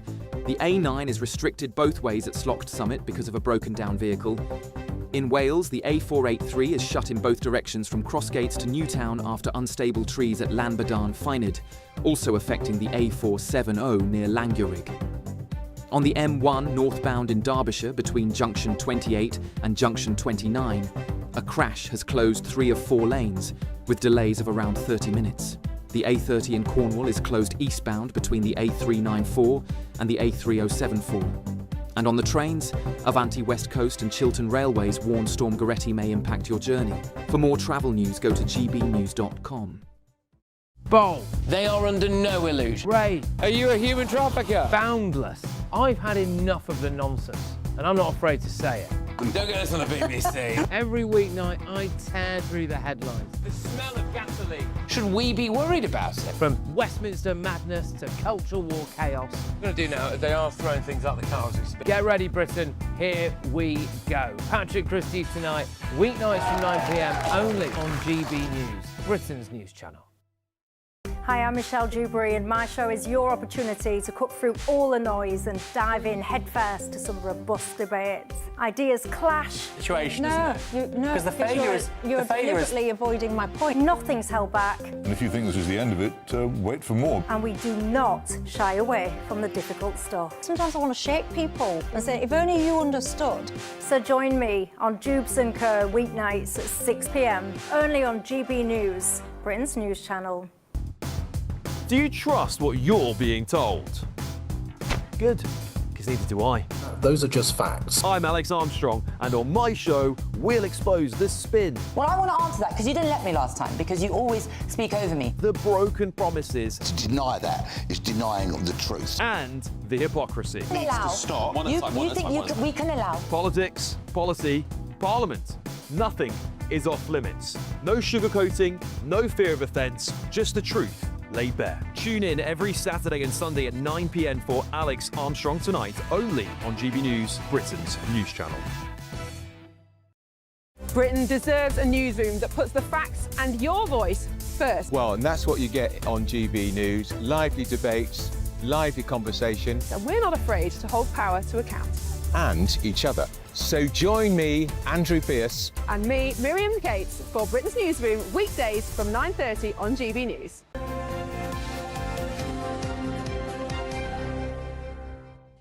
All right, loads of you getting in touch with your pictures this morning. Let's head to the West Midlands and Jen. Morning, Jen. Have we got the picture of Jen Street? Oh, we haven't got Jen's picture. That's helpful, but we can imagine there's lots of snow in the West Midlands. Yes. We just imagine a blanket of snow. Imagine, picture Phil, it. have we got Phil's picture? Yes, this is Phil's picture. He sent this in saying there's heavy snow overnight and now sleet, so it's melting fast. Oh, so it won't last long then, that snow. No. Doesn't look beautiful, though. Rubery, near Birmingham. And this is what Kirsty woke up to. There you go. That actually looks pretty deep, has to be said. Yeah. Some of you sending in a very different view this morning. Here's one from Chris and Vicky. Wow. Oh, Chris and Vicky, who say it's another day of 24-degree blue sky and sunshine in Gran Canaria for them. Oh, well, yeah. lucky you, Chris and lucky Vicky. you. We all wish we were there with you. Looks beautiful. All right, well, let's find out what is happening here in the UK. Met Office presenter Alex Deakin joins us now. Alex, good morning. What's ahead this next 24 hours or so? Morning. Things are calming down, thankfully. Those dangerous, damaging gusts of wind across Cornwall and the Isles of Scilly that we had yesterday evening, they've eased away. And the snow is now starting to ease. But Storm Gerretti is still causing some problems this morning over parts of eastern England in particular. Still a mixture of rain, sleet and still some snow coming in from Lincolnshire down towards the London area. That is gradually going to clear away, but it's going to bring a pretty grim day. So it's going to be cold and wet and windy across eastern England. The snow, as we've been hearing, is easing now over the West Midlands and Wales. But of course, it is still lying around. It'll take a while for that to clear away. So that is causing some disruption. So we've still got the amber warning in place until 8 o'clock this morning, and there are still many yellow weather warnings in place through the day. It's still pretty icy across Scotland, Northern Ireland, for example. So we're not completely out of the woods, but things are calming down, certainly in terms of Storm Gerretti. That'll gradually clear through the day today. Overnight tonight, again, everything could freeze up. So again, the potential for ice. But actually, tomorrow's a decent day for most places. It'll be dry, it'll be bright. It's not going to be warm. It's not going to be Gran Canaria, but it's going to be, fine. We'll lose the heavy snow coming in and certainly no more violent winds. So yeah, things calming down for Saturday. Then on Sunday, we do need to watch another weather system coming in. That will bring a mixture of rain with some snow on it. Now, the snow for this is going to be further north. So we're looking at Northern England and Scotland, mostly over hills, particularly for Northern England, but there could be some at low levels as well. So that is another watch point on Sunday. Once that's out of the way, it brings milder air. So next week, we're back to milder, we're back to more rain, that kind of stuff. The more typical wintry weather, if you like. So things calming down a bit, but there's still a few things to watch out for. All right, Alex Deakin, thank you so much for putting us in the picture. Thanks for joining us on GB News Breakfast. I love the symbols behind him on his wall. Very nice. All right, Paul Coates here. Good morning. Hello. Football, tennis, and a little birthday. So go on then. Football firstly. Oh, by the way, yesterday, so I went to the Emirates for Arsenal versus Liverpool. Oh, enemy ground. Crept into the office where Mikel Arteta is and put about 100 different cups with Spurs logo. Did you? And hid them around. So I've put them everywhere, but it didn't happen. Everywhere you looked, I'd put so many and then crept out, and I still managed to get to bed by 9. It was worth a try, though. It was worth a try. You've got to try because I just want to take the heat off of poor Thomas Frank at the moment. But it was 0-0, Liverpool and Arsenal. There was one flashpoint that everybody's talking about. And this is Gabriel Martinelli and Conor Bradley. Now, Conor Bradley was on the line and then went down and with a bad knee injury. Now, Gabriel Martinelli, who's the Arsenal player, this is right at the end of the game, went up to him, and whereas you do get players that will feign injury when they want to draw and when you get to the end of a game. He wasn't feigning injury at all. Very nasty injury. He's ended up taken off on a stretcher. He's had to leave on crutches. So what Martinelli had done was gone up to him and he's like bounced the ball on him as if to say, get up, which you see a lot. Yeah. And then he's kicking him off the pitch. Not a good look. He's not a good look at all. Now, I can see he's apologised profusely and saying, I'm very sorry, I didn't mean, I didn't know. But the thing is, you can't do it. So he should have been given a red card. He got a yellow card, but he should have been given a red card. It was bad. It was very bad. I understand why he did that. I can understand what was in his head. But you can't be doing that sort of thing. No. Can't be doing that sort of thing. No. So very bad form is what I will say. Anyone for tennis? Right, you'll like this. Now, there's a pro women's tennis tournament in Nairobi. Right. And before I show you, it's an Egyptian. Her name is Hajar Abdelkader. She lost 6-love, 6-love, 20 double faults. She's an amateur. 20 double faults? It doesn't look like she's ever played tennis, so somehow she got in on a wild card. Tell me if you'd seen her play. Here we are. This is her serving. And, whoa, no, that's not good. No, let's go again. This is a professional tennis tournament. Out! 20 double faults, although the news is, although she was bageled, 6-love, 6-love, she did win 3 points. 2 of those points were some double faults from the other player, Lorena Schnadl, who, by the way, is 1,026 in the world, which is actually only 30 places above Ellie. Well, I'm playing more like Hajar, I think. Do you think plays so? more like I would. Yeah, she's clearly never played tennis before, has she? No. She's not even dressed Has she ever like tennis picked up a racket before? I don't know, but I think how... And Well, so she's now, a very wild card. That's she's all right. very wild. It's truly wild. So the Kenyan Tennis Association are trying to work out exactly how she got in. What happened But, here? you know what? She had a go. She had a go. Got to give it a best shot. Go. Yeah. It's the taking part that counts. Of course it is. That's what Pierre de Coubertin said about the Olympic Games. Yeah. So Very that's brave. what it's all about. Birthdays? Yeah, come on, let's play some birthdays. Some birthdays today and tomorrow. So who are they and how old are they, please? First one. Right, Katarina Johnson-Thompson, our champion I like heptathlete. her. That's a lovely picture of Katarina there. 2-time world champion, Olympic silver. 32. How old is Katarina? 32? Ooh, straight in there. I'm going to go 31. 33. Oh. Very good start. Close. Very good start. How about Sergio Garcia? I know it's very difficult to tell which one. I can't tell there. And also, how on earth, if you don't know who he is, are you supposed to tell? But obviously he's in golf gear. 2017 Masters winner, all-time Ryder Cup, top point scorer. There's Sergio from Spain plays. I'm going to go 56. 56. I'm going to go the big 5-0. Over it, 46. Is that all he is? 46. Oh, sorry. But you know the rules when we I know look the at rules about golfers. golf, yeah. You always add a few years on. You do, yeah. Right, we're going to have a little clip of that's Mason Mount. Oh, that's Mason Mount. Oh, is that Mason Mount? Mason Mount there. How old is this? He's Is young. tomorrow. How old is Mason Mount? 26. Oh, no, you see, I was going to go 27. Is she at the post? 27 is correct. Woo! Final one. Let's see what he said about Celtic removing their manager earlier on this week. His birthday's tomorrow. Let's have a look at it. He's gone! He is gone! Wilfred Nancy has been fired or he left, I don't care. He's just not at Celtic. Now, we face Dundee at the weekend. I'm going to be up there for this game, mate, don't you worry. We need Martin back. We need you back, Martin O'Neill, to get us through the end of the season, and maybe we could get Robbie Keane. That would be heaven sent.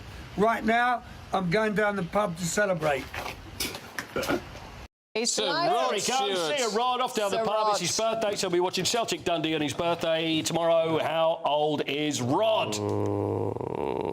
It's a tricky one. I think he's... You don't want to upset Rod, do you? I think he's 81. Do you? I think he's 80.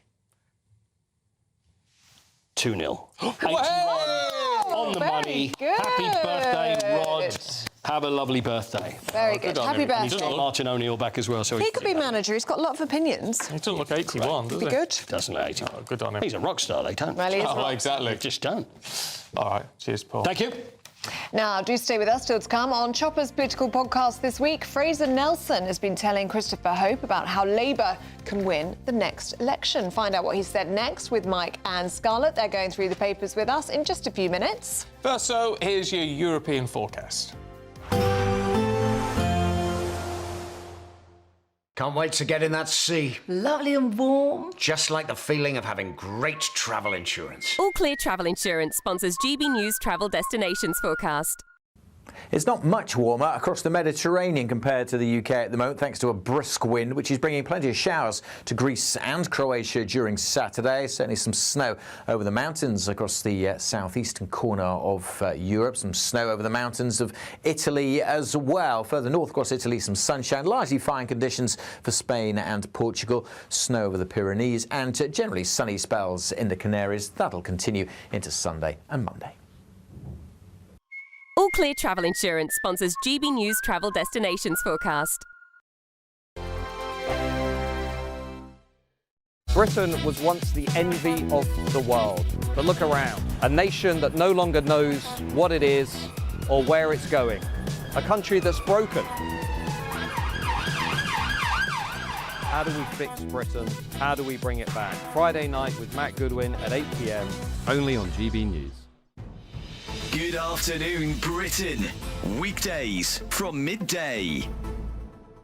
The University of Bristol has been threatened with legal action by a leading academic who led a recent government review into sex and gender data collection. Well, Professor Alice Sullivan claims her freedom of speech was restricted after a talk she gave was disrupted by a trans rights protest. Protesters actually scaled the walls of the building. We were in a first-floor lecture theatre, and they climbed the walls in order to bang on the windows and sort of howl through the windows. It felt incredibly surreal in there. It was like some kind of zombie apocalypse. And they were setting off fire alarms to very loudly disrupt my talk. Eventually, we had to all move to another lecture theatre. And I learned afterwards that people trying to attend the talk had been severely disrupted by protesters who were not asked to stand behind barriers or anything like that. They were just allowed to intimidate and obstruct people who had come to hear me speak. It sounds like a fairly severe dereliction of duty on behalf of the university. I mean, obviously everyone has a right to protest anything, and you'd think at a university anyone would have a right to give a talk, and yet there is this sort of heckler's veto that some try to play to try and keep out ideas with which they disagree. I mean, it seems to just go against the fundamental ethos of what higher education should be in this country. That's absolutely right. I mean, I fully support people's right to peaceful protest, but this was not a peaceful protest. It was really quite violent. GB News, the People's Channel. No matter the state it's in, this is our nation. Join me, Jacob Rees-Mogg, for a genuine, honest discussion on where we have been, where we are going, and where we are with the people who set the direction. Tune in to State of the Nation every Monday to Thursday, 8 to 9 o'clock. Only on GB News. Britain deserves a newsroom that puts the facts and your voice first. Well, and that's what you get on GB News. Lively debates, lively conversation. And we're not afraid to hold power to account. And each other. So join me, Andrew Pierce. And me, Miriam Gates, for Britain's Newsroom, weekdays from 9:30 on GB News.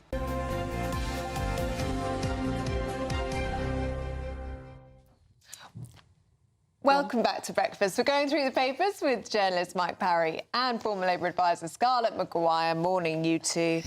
Mike, let's talk about Iran, shall we? Yeah. This front page of The Telegraph this morning. It's the 12th night of protest. Now, the internet has been shut down. I think this is gathering pace. Yeah. And I think largely the world's taken its eye off Iran because there's so much else happening in the world. Yeah. You know what I mean? If there wasn't so much else happening in Venezuela, in Greenland, and in mainland America itself, with all that's going on there, it would be the focus of world news. But I think it's inevitable now something's going to happen. I tuned into one station overnight to hear a rumour that one of the Ayatollahs was now heading for Russia, in the same way that the leader of Syria headed for Russia when he knew it was all over there. So whether or not that's an indication, I don't know. All I know is Iran is a smashed-up, brutal, horrible country, and whoever takes over next has got the biggest job in the world on its hands. But that's the big as Robert Fox was saying, that's the problem. Absolutely. What happens, if they do go, a lot of people would be very pleased. But what happens next? No, well, that's always the problem. I went to Libya several times around about the time America bombed it. Do you remember? Reagan bombed Libya and told Gaddafi, put him in his place. And then I went a couple of times just before Libya fell. And it was a very well-run country. Although Gaddafi was a dictator, everybody knew their place in that country. Good health, good schools, good everything else. Ditto Iraq. Yeah, ditto Iraq. Terrible dictator, but very well-run country. Because what they do is, in that part of the world, it's all based on the tribal system. Everybody is in a tribe. If you can keep the tribes from stopping fighting each other and unify them into a country, that country works. Once the strong leader goes, the tribes get going, and into Nissan water. But Mike, the thing is Iran is not well run at all. I agree. There've been, I mean, this is the worst yet, but there've been a series of protests. I mean, over years. Yes, I agree. And each time one looks at it and thinks, this time will something happen. Yeah. And this seems to be the worst or the best, you know, whatever you think. And it's spreading everywhere. And obviously they're so frightened that they've brought down the internet. Interestingly, in Syria, they didn't have an internet ever. Assad wasn't going to let that happen. Exactly. But actually, and then we all concentrated on it a bit when Trump said he was going to. I'm not quite sure whether he didn't say bomb, but he certainly said, you know, anything you do, and we're going to do it. And you thought, well, what can you do in Iran? To your citizens, Iran is a bit different because there is a very strong Western influence there, and that is exemplified through younger people. Because younger people, younger women in particular, want to show their hair and all that. Oh, well, there were demonstrations about that, and they killed women for doing it. They did, they did. But what I'm saying is there is a hardcore of Western... And there's even talk now of the Shah of Iran's son, Pavlova, being restored to the throne. Because at one time... That's the last thing you want. No, but at one time, the Shah was the greatest ally the West had in the Middle East. I know, but he was a dictator, right? He was a dictator, he was brutal, and they got rid of him. They got rid of him like they're trying to get rid of these people. They got rid of him by demonstrations on the street. Yes. And it was absolutely right they did so. And to think that this is the way back... I mean, actually, you know, I'm really sorry, but it's got to be a democratic thing. They can't bring in somebody whose, you know, father plundered the country. Democracy doesn't work in the Middle East. That's the problem. They just don't know anything about it. Let's move on to the Mail, should we? Yeah. Because Rachel Reeves is furious at Reform UK and Nigel Farage and the two-child benefit cap. Yes. This is Scarlett. Right. I mean, so what she's said is that by saying British-born families, actually, I mean, basically, he's saying white people. And what Farage and Reform are saying is that this absolutely isn't true. But also, it's a really stupid thing to say, British-born families. Why? I mean, my sister was born in Moscow, so therefore she isn't British-born, and so we're going to. Well, I mean, I just think technicality, isn't it? Because it's not a technicality. Well, I mean, Boris Johnson was born in New York, but he's very British. No. The fact that he was born then there. how do you define British? Well, if you have to be British-born, right? How do you define? And that's the whole problem. But what it does mean, because Rachel Reeves has said it means it's they're going to base it all on skin colour. Yeah, but that absolutely isn't the case. No, I know. No. I mean, Rachel sometimes speaks before she thinks, right? But actually, that's a bit worrying from the Chancellor of the Exchequer. I know. It's not that she. But it really matters that it's a very badly thought out policy saying you have to be British born, right? And to say, Mike, you know, well, my sister is British, so is somebody else not? No. Look, I totally agree. It means being brought up in Britain with British values and British standards and all that. But I mean, for instance, a serviceman who's serving in Germany, whose children are born in Germany, those children aren't German, you know what I mean? Because it just so happens he was abroad. That's why it's so stupid saying you've got to be British born. But Rachel Reeves has exacerbated it by, you know, making a comment saying, oh, I see, so there's two classes of children in this family, talking about the cap on the two children. Oh, there's two classes of children, are there? Some are good and some are bad. And she's insinuating that Farage is saying you're trying to distinguish between white children and black children, which I don't think he is. I think he's talking about those who contribute to the country from a very, very early start in life. I think for you to say that other things are a technicality, I think it's the sort of... I mean, it's classic Reform that actually, as soon as you dig down into it, it doesn't make sense. And you cannot make a policy on we'll get rid of the two-child limit, but only for people born in Britain. Yeah, I mean, it's crazy. The people he's talking about is about 5% of families would benefit under his system. Yeah. Mike, let's have a look at the Sun front page this morning. Yes. Brooklyn Beckham has gone legal. Well, this happened some time ago. This happened before Christmas, but I mean, it leaks out because there's such a world fascination about the Beckhams and their extended family. But basically now, two very expensive legal firms, Shillings and Harbottle and Lewis, are the messenger boys between Beckham family and Brooklyn Beckham's in-laws. who aren't talking to each other. We all know the background to this. Brooklyn, for some unknown reason, does not want to be recognised as the son of David and Victoria Beckham anymore, and has sided with his wife's family, Nicola Peltz, I think, isn't it, Ellie? Who's the woman whose father, by the way, owns things like Wendy's hamburger chains in America. He's a multi-billionaire, and there's this huge rift. I just don't understand it. I mean, this is a complete tragedy. I mean, I know a number of parents who are estranged from their children, and it really, really is terrible. Yeah. And it's terrible on both sides. And actually, what's interesting is the legal stuff began because of the briefings that were being given to newspapers last summer. Saying that he was being that Brooklyn was being held hostage by the Peltzes. Actually, can I say that if you are having a quiet war with your child, the best thing is not to talk to newspapers. I mean, the other thing we can see is the Gordon Ramsays and the PTs, which is horrible. Absolutely and you just nobody comes out of it well. But one issue here, why Luz got involved, was because Victoria put out a tweet saying to Brooklyn, "That's a nice chicken that you've cooked." And he objected to it. It's a real shame. It's a real sad state of affairs. All right, you two, we'll see you later. Indeed. Let's get a check on the weather.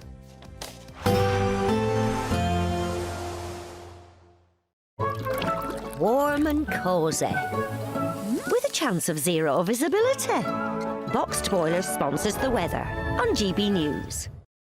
Morning, time for your latest weather update from the Met Office here on GB News. Not quite the calm after the storm. Storm Gerretti is slowly clearing away, though, through the day today. Still pretty wet and pretty cold across parts of the east. Still a number of Met Office warnings remain in place for snow and ice and some heavy rain across parts of eastern England too. Feeling pretty grotty in these eastern areas where a mix of rain, sleet and snow will continue to fall, accompanied by a pretty chilly wind. A further covering snow possible in places. A few wintry showers coming into Wales, but generally things improving and calming down here. Many areas across northern England, central Scotland will be dry, but still pretty cold in most parts.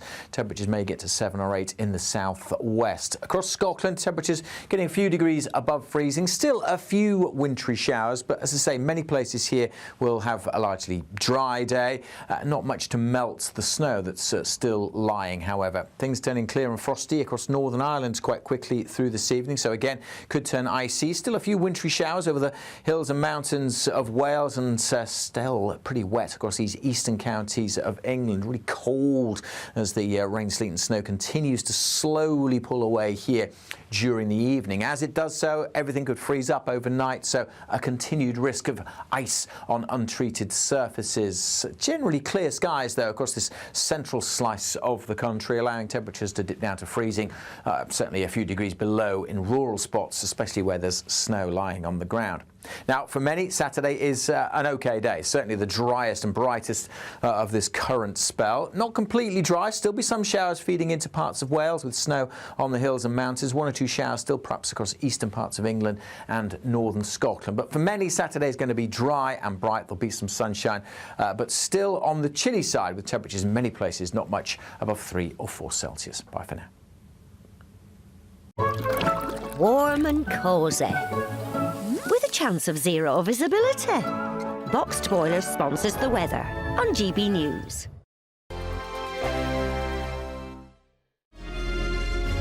Thank you, Britain, for helping us reach 10 million followers across our social media platforms.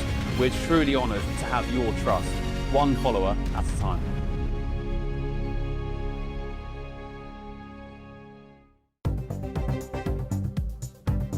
Good morning, this is the latest AI travel news from gbnews.com. On the A9, both directions are restricted at Slough Summit after a broken down vehicle, with traffic moving slowly past the scene. The A483 is shut both ways from Crossgates to Newtown because of unstable trees near Llanbadarn Finnid, with the A470 also affected around Langurig. In Portsmouth, a smash on the A27 westbound at the A2030 has 2 of 3 lanes closed, causing around 20-minute delays during the morning peak. And on the trains, Avanti West Coast and Chiltern Railways warn Storm Gerretti may impact your journey today. For more travel news, go to gbnews.com. Hello from the Aurora Collection Resort here in Lapland. We're on an amazing Arctic adventure to celebrate our greatest cash giveaway, a simply stunning £85,000. And in 2026, we're giving you the chance to win it all. For another chance to win £85,000 cash, text cash to 63225. One entry costs £2.50 plus one standard network rate message. Or text bonus to 63225. 5 entries cost £5 plus one standard network rate message. Go to gbnews.com/win. Entries start at £2.50. Call 0903 686 3232. Calls cost £2.50 plus your network access charge. Or post your name and number to GB18 PO Box 8690 Derby DE1 9TT. UK only. Entrants must be 18 or over. Lines close at 4 p.m. on the 30th of January. The winner may be contacted live on GB News, week commencing the 9th of February 2026. Please check the closing time if listening or watching on demand. At GB News, we love to hear from you, our loyal community. So drop us a line at gbnews.com/yoursay. There you can talk to each other and also to the presenters live on air. gbnews.com/yoursay, because GB News is your channel, Britain's news channel. Join me, Nana Akweer, for an informative, interactive news programme with a difference. It's fun. No, he didn't say that, Dave. I'm so surprised. I think there's an element of truth to that. Join me from 3 p.m. every weekend, only on GB News, Britain's news channel. In the GB Newsroom, we bring you the news as it happens. With our team of dedicated journalists across the UK, We're ready to keep you up to date with what's happening every half an hour, every single day. Bulletins here on GB News, the People's Channel, Britain's news channel.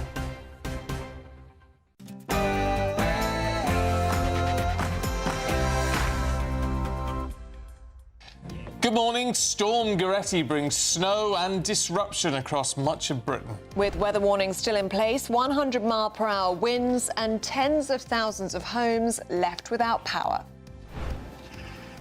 Well, in the Midlands, they're warning they could have had the worst snowfall in a decade. Whilst here in Wales, we're waking up to 25 centimetres of snowfall brought in by Storm Gerretti, which today is causing widespread travel disruptions. I'll have all the details throughout the morning. Labour's accused of U-turning again. This time it's over taxes for pubs, as the Chancellor prepares to reverse higher costs for struggling locals. Is Iran on the brink of collapse? A nationwide internet blackout follows anti-government protests. Happy birthday, Your Highness. The Princess of Wales is 44 today. And in sport, Arsenal draw 0-0 with Liverpool to go 8 points clear at the top of the Premier League. In cricket, Harry Brook apologises for his less than captain-like behaviour in New Zealand before the Ashes. And giant killings and potential banana skins are back with the legendary third round of the FA Cup, and the magic begins tonight. Storm Gerretti is easing, but there are still many weather warnings in place. Snow and ice continuing to cause issues, and a strong and cold wind making it feel particularly bitter across parts of the east today. It does look a bit drier and brighter for many tomorrow. Join me later for a full forecast. It's just gone 8 o'clock. I'm Stephen Dixon. I'm Ellie Costello, and this is GB News Breakfast.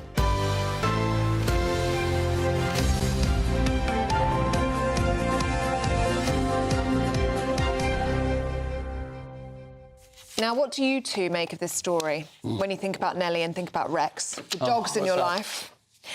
Dogs can learn new words by earwigging on conversations. Yeah, it doesn't surprise me. Yeah. Apparently, dogs can learn words by overhearing human conversations. This is a new study. We already know that dog owners, they have to avoid certain words like W-A-L-K. Yes. Because dogs pick up on it, don't they?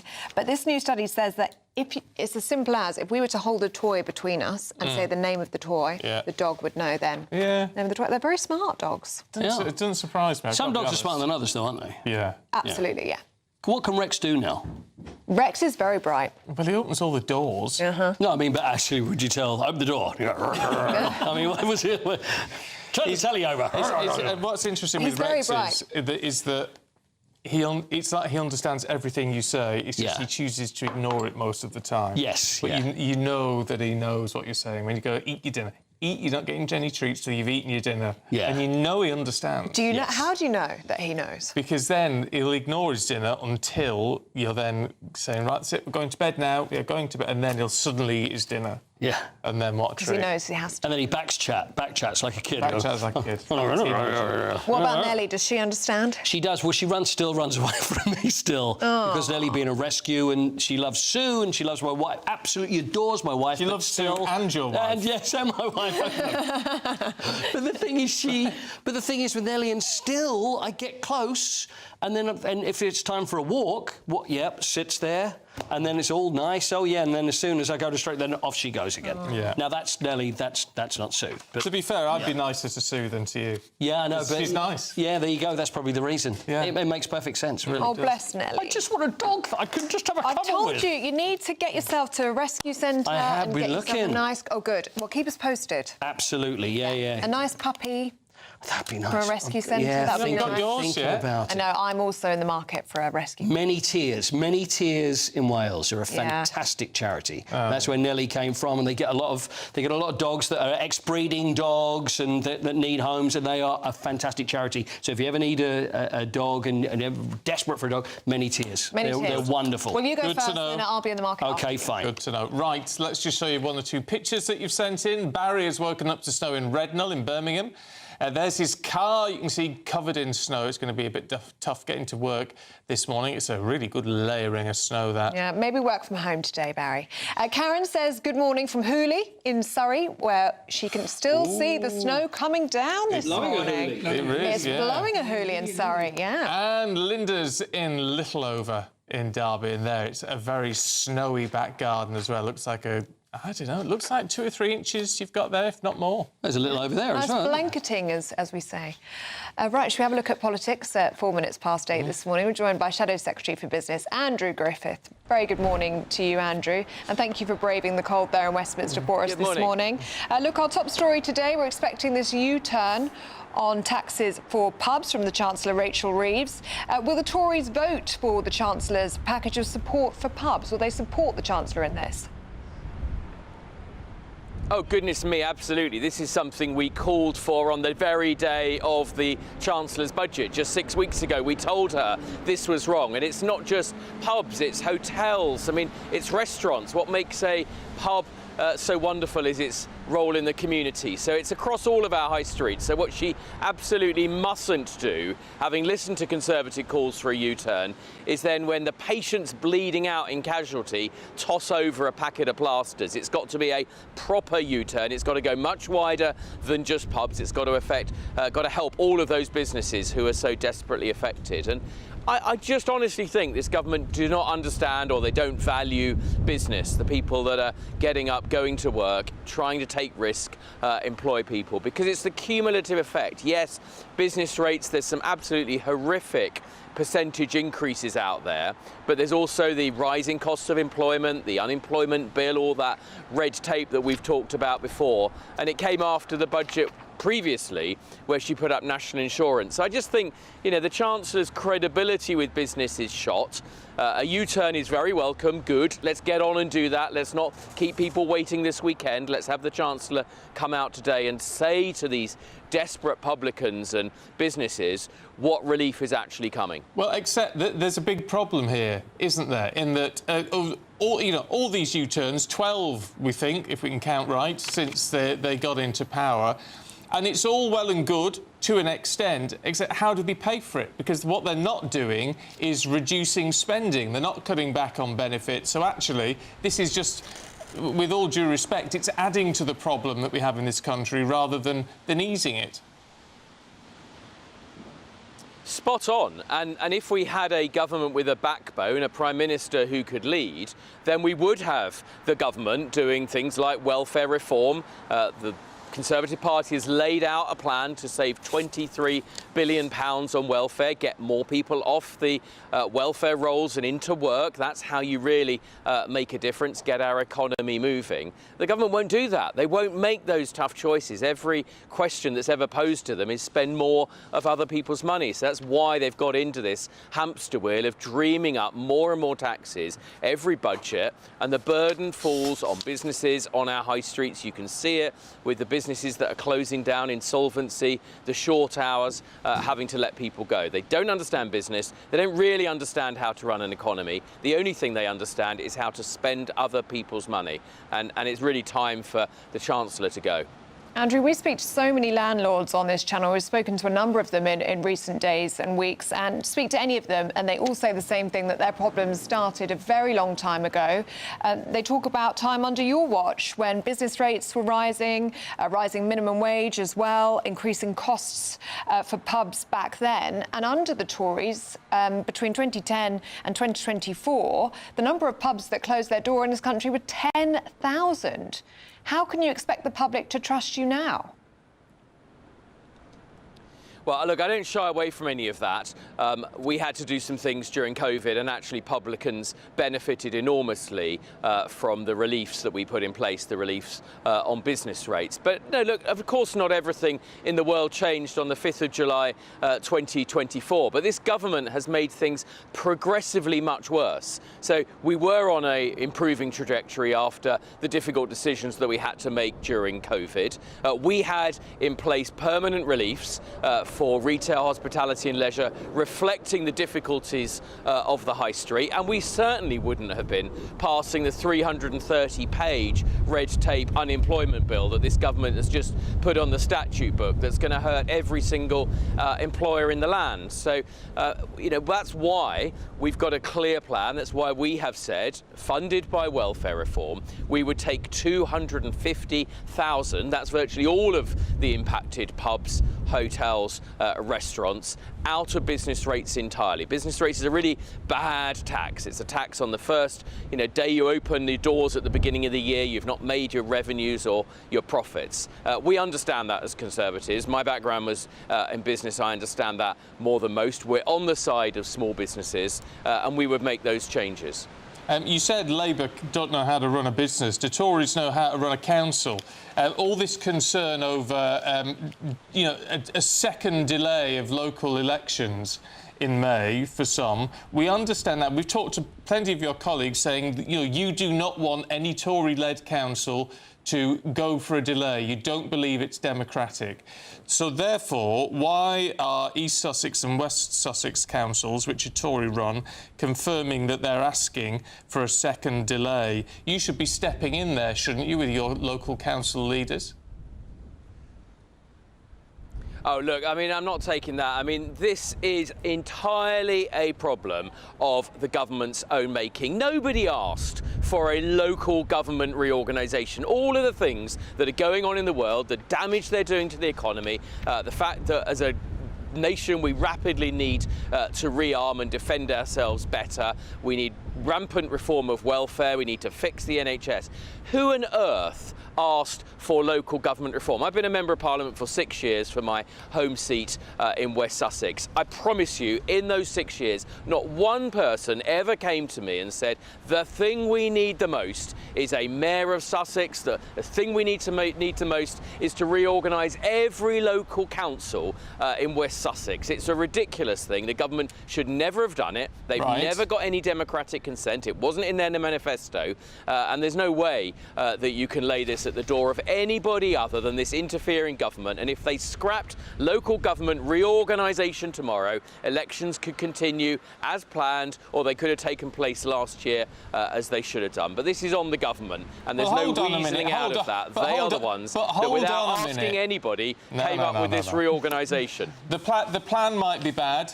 But if it's your area where your constituency is West Sussex and the council there, Conservative run, is asking for a delay, you should be saying, shouldn't you, we don't want you to delay, we want you to crack on and have an election.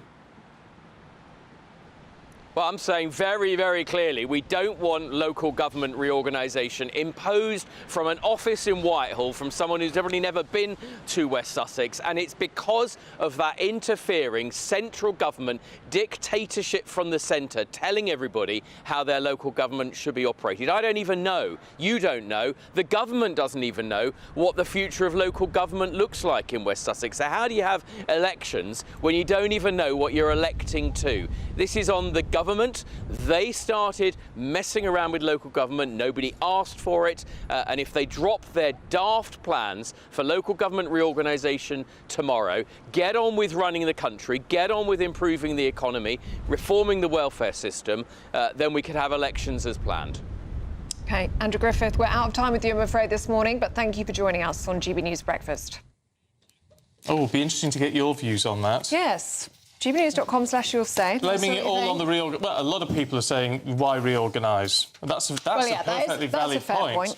But then, should the council leader then be saying, well, we've got a delay to do it? Or why not just crack on? Interesting, isn't it? Yeah. Anyway, look, on the whole pub issue and the tax issue, let's talk to the CEO at British Independent Retail Association, Andrew Goodacre. Good morning to you. It was quite interesting that Andrew Griffith made the point there. I know you couldn't hear it, but he made the point that this isn't just about this U-turn. We need to see the detail, because it's not just pubs, of course, that are struggling. Absolutely not. I mean, shop owners are livid. Yesterday, I spent all afternoon listening to their concerns. The challenges faced by pub landlords are well known. It's exactly the same for shop owners. We have massive increases in rates. We have significant increases in wages. We have depressed consumer spending. On top of that, shop owners have retail crime to deal with and have the challenge of online giants. So running a shop is hard work, really hard work, and to miss them out in any kind of U-turn, it just says, and the message is, we don't care about you. When you're talking to these shop owners, what support do they want to see? If Rachel Reeves was sat in front of them, what would they be asking her for? Well, this government promised pre-election to scrap business rates, to get rid of it. In the manifesto, they said they would replace it. Then they talked about transformation. Well, so far, they delivered a complete mess. So really rip up the sheet, the work they've done so far, start again, and really look at reforming business rates. Take it back to where it was pre-2024 with a much more significant discount of 75%. In terms of bringing people back on the high street, let's instill some confidence. Let's give these pubs a chance to change and adjust to changing consumer needs. And the way people are behaving. But they need time to do that. And the only way to do that is to take some of this cost burden off them. And it's just increasing all the time. It doesn't matter what they do, it's just increasing all the time. Because it's not just those business rates, is it? You've got the national insurance situation, you've got the employment rights bill, and presumably as well, for a lot of these are family-run businesses, you've got the inheritance tax issue as well. They've been hit from every side of it. And I was talking yesterday to the business minister about the employment rights bill. Now, they've assessed it and they said it's only, well, I'd say only $1 billion. It's come down to $1 billion impact.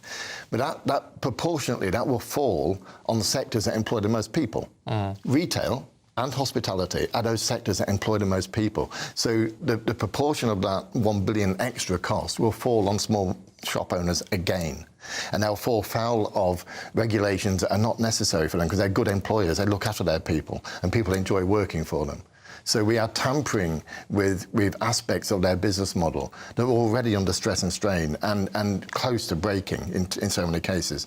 You mentioned 10,000 pubs closing in that time frame. In 2024, 38 shops a day were closing. Wow. So this is not a vibrant market that we're working with now. And I suspect 25 will repeat that number of shop closures that we've seen. We were hearing from a small business owner yesterday, weren't we, who got in touch with us saying she feels forgotten in all of this. And it is the small and medium businesses that are the backbone of this country. It is very much these businesses that have worked for many years. Our president has run a shop for 176 years in Hereford. And working very hard to stand still. And it's just, it's demoralising for them. Yeah. Absolutely demoralising to think that the government then says, well, we got this bit wrong, but we'll only help pubs out. Yeah. And it's not just shops, there's music venues. A high street is a good high street is a vibrant mix of many types of businesses that bring people into it, that people enjoy, whether it's a cafe, whether it's a hairdresser's, whether it's a barber's, a shop, a pub. You can't pretend to support high streets, but then only support a small part of that high street to help it succeed, because the rest of the high street will fail, and so the high street fails. Yeah. So you can't exclude high street businesses. You have to look at them as one and work and support them as one. OK. Andrew Goodacre, got to leave it there, but really good to talk to you. Thank you. Yeah, thank you. Let us know what you think on that one. You will definitely have an opinion. gbnews.com/you'll-say. We're using 2 different emails today, aren't we? Yes, we are. But if you have got pictures of Storm Gerretti, we'd like them on gbviews@gbnews.com. No. There you go. .com. .com. I think.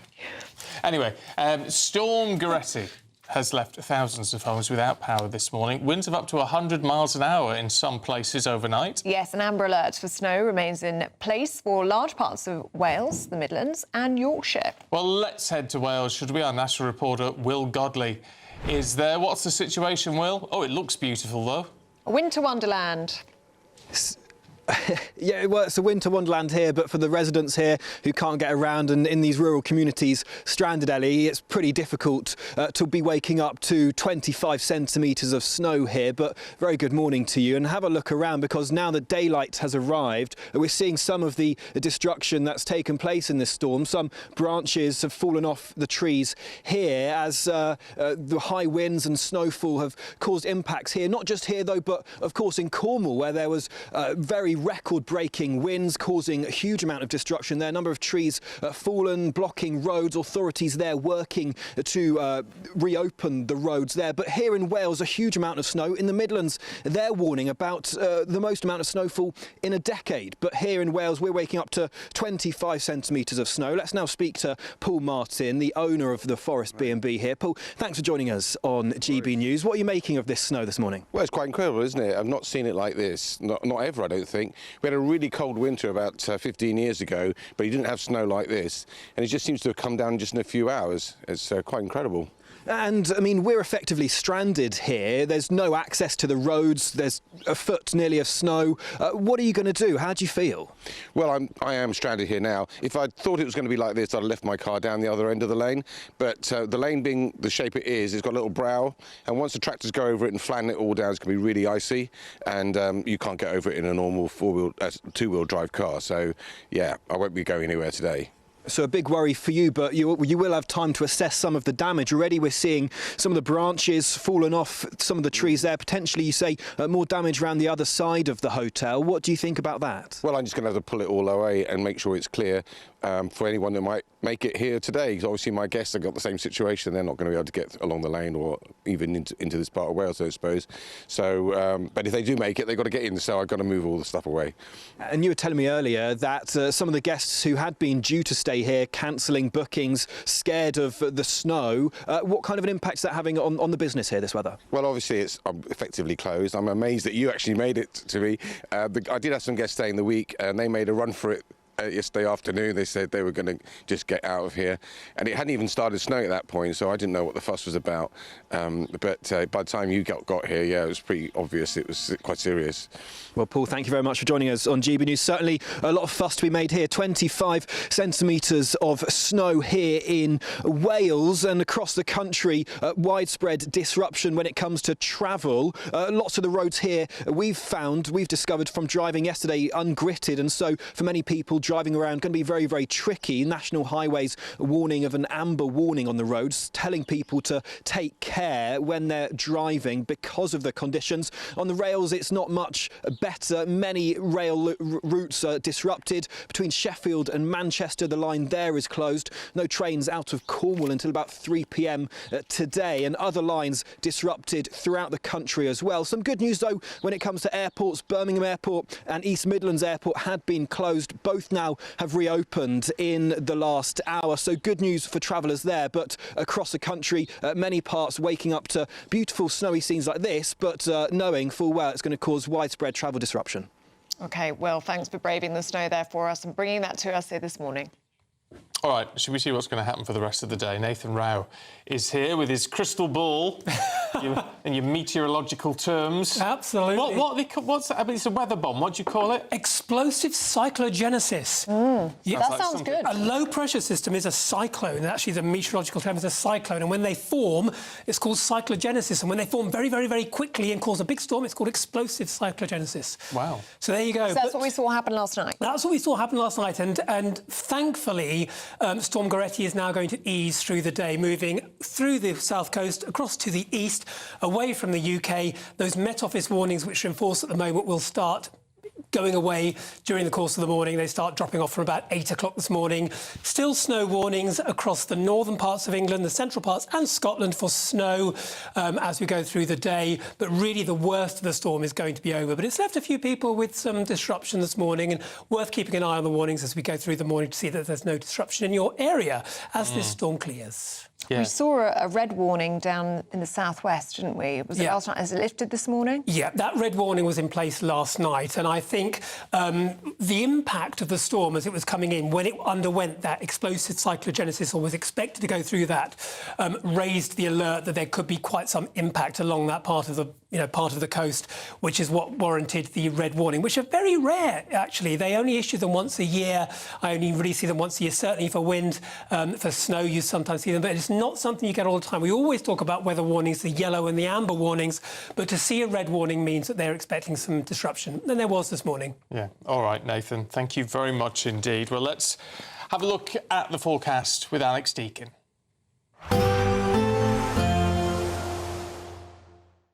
Expect warm spells with the odd rude interruption. Box Boilers sponsors the weather on GB News.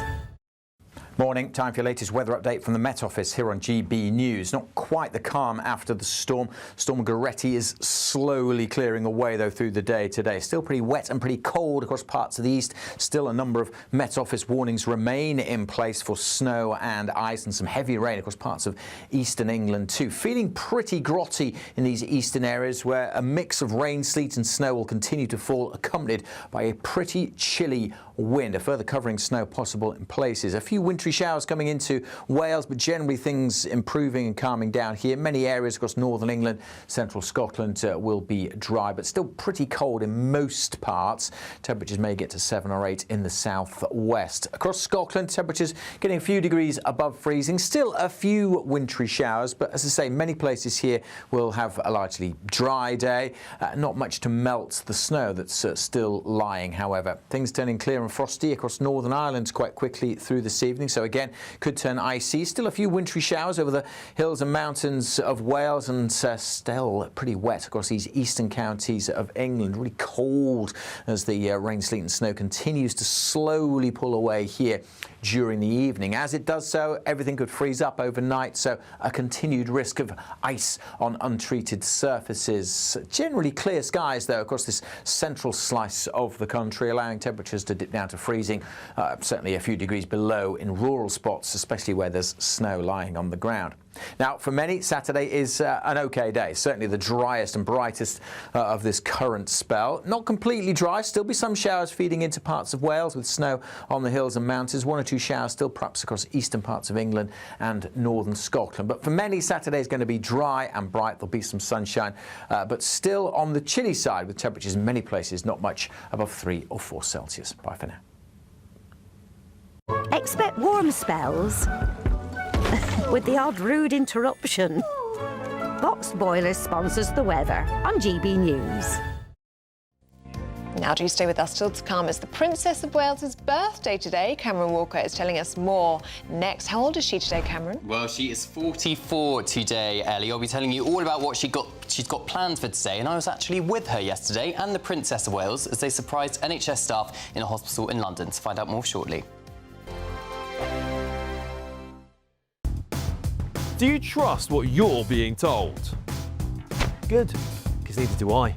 Those are just facts. I'm Alex Armstrong, and on my show, we'll expose the spin. Well, I want to answer that, because you didn't let me last time, because you always speak over me. The broken promises. To deny that is denying the truth. And the hypocrisy. Needs to stop. You think we can allow? Politics, policy, parliament. Nothing is off limits. No sugarcoating, no fear of offence, just the truth laid bare. Tune in every Saturday and Sunday at 9 p.m. for Alex Armstrong Tonight, only on GB News, Britain's news channel. Patrick Christie's Tonight, weekdays from 9 p.m. Look, this is winter. It's flu. Flu comes in winter, sure as eggs is eggs. There's nothing particularly special about the virus. It has mutated, but that change has made it able to spread through the community by defeating our existing immunity. But the virus itself remains the same in terms of its clinical impact. So while it's a problem at a community and population level, lots of cases, for people who catch this, it's no worse than normal seasonal flu. It's not like we've got a supercharged flu that makes people much iller. We've got a virus that's spreading better and it's come earlier. So we're seeing it rising up the sort of infectious disease rates faster for this time of year. And there are a number of reasons for that, partly because it is a different virus, it's mutated. We haven't seen this particular strain spread for a couple of years. So population immunity levels are quite low. That's why it's spreading more. What you said there, very calm, very rational, quite reassuring, to be honest with you, seems very logical, understandable. Earlier today, the BBC decided to do a report that looked a lot like this. Let's play the clip. The throwback, isn't it? We were used to wearing these a few years ago. Now this is the precaution being taken. Also, people are being told to make sure their hands are clean and that they're not bringing germs into the hospital. Yeah, I mean, obviously we haven't got time to play it all, but she goes on to, like, you know, use the hand sanitizer. Again, I'm just wondering if it's a little bit fear-mongery. Well, look, we must take flu seriously because it's a fact that if we tot up the excess mortality in the wintertime, just in the UK, and we attribute a lot of this excess mortality to flu, in an average year, maybe 5,000-6,000 people will lose their lives to flu. And in a bad year, it might be as high as 20,000. So we don't take this lightly. We're not complacent about flu. GB News, the People's Channel. Britain deserves a newsroom that puts the facts and your voice first. Well, and that's what you get on GB News. Lively debates, lively conversation. And we're not afraid to hold power to account. And each other. So join me, Andrew Griffith. And me, Miriam Gates, for Britain's Newsroom, weekdays from 9:30 on GB News.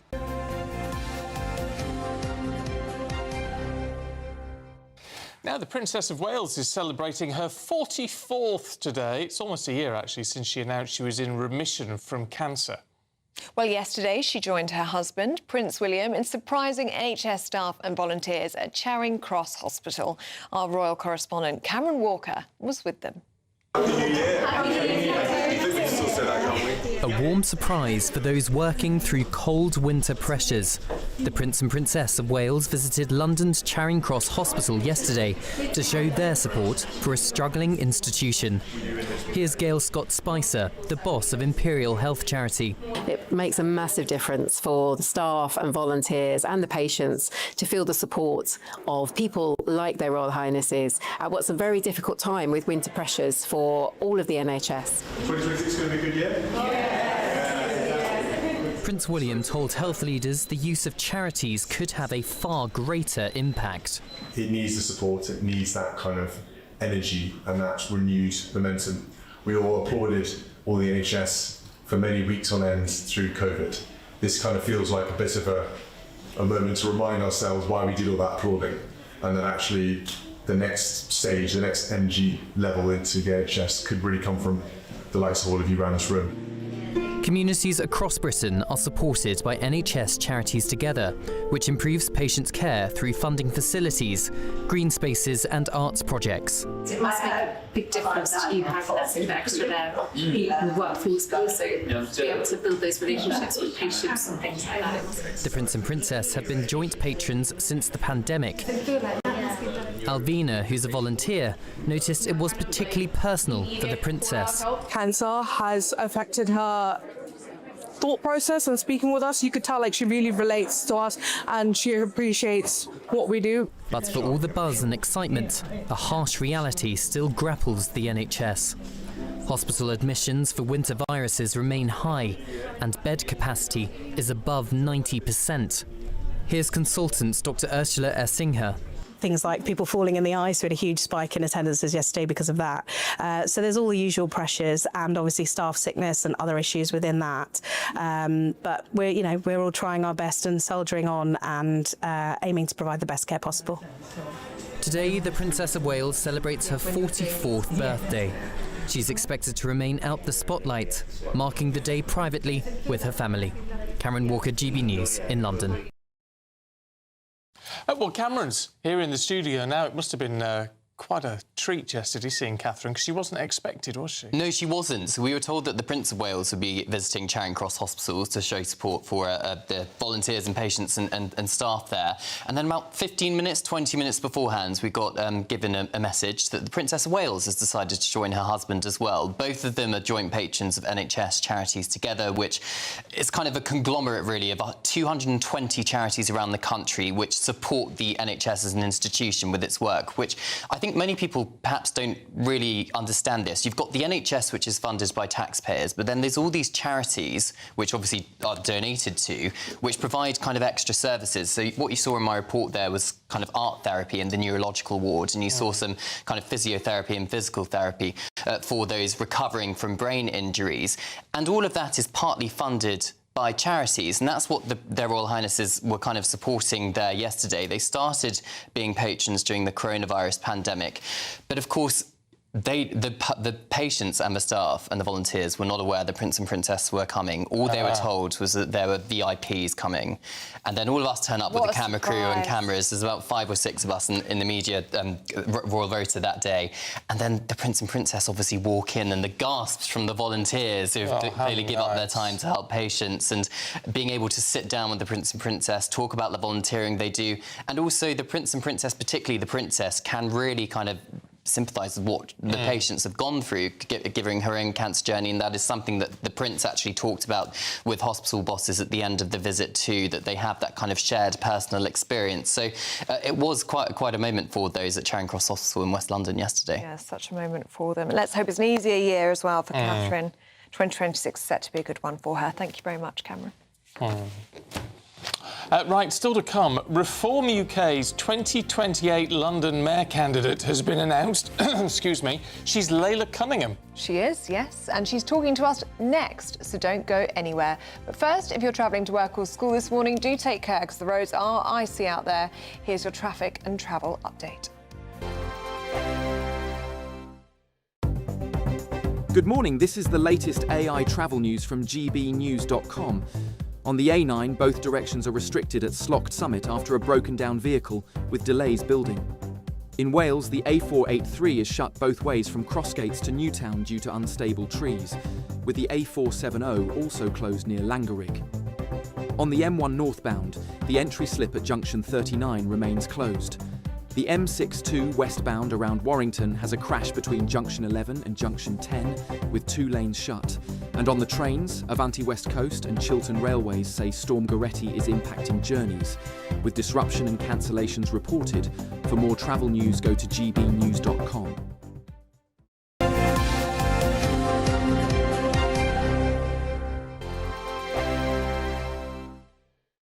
Westminster's full of talk, but out here, it's the real world.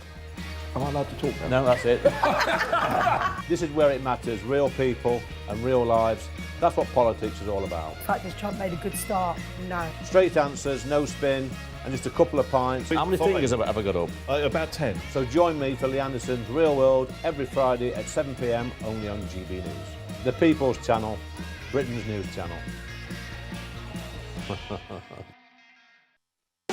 You want to know what's really going on in the corridors of power? Labour don't know what to do with you half the time, and that makes you quite lethal in the chamber. Get behind the headlines with Chopper's Political Podcast. Join me, Christopher Hope, as I sit down with the great and the good of British politics. We'll see where this ruling takes us. These are the stories shaping our nation. Chopper's Political Podcast, available now on all platforms. Listen in and stay ahead. Decisions made in Washington aren't just shaping America, they're shaping Britain too. From migration to global security, from crime to health. Whatever happens in the White House today will be felt in your town or city tomorrow. That's why The Late Show is live from Washington, D.C. Cutting through the politics to show you what it all means for Britain. The Late Show live every night at midnight. Only on GB News, Britain's news channel. Exciting news. Every Friday, my Patrick Christie's Tonight Show is going to have a twist to it. We're welcoming some special guests.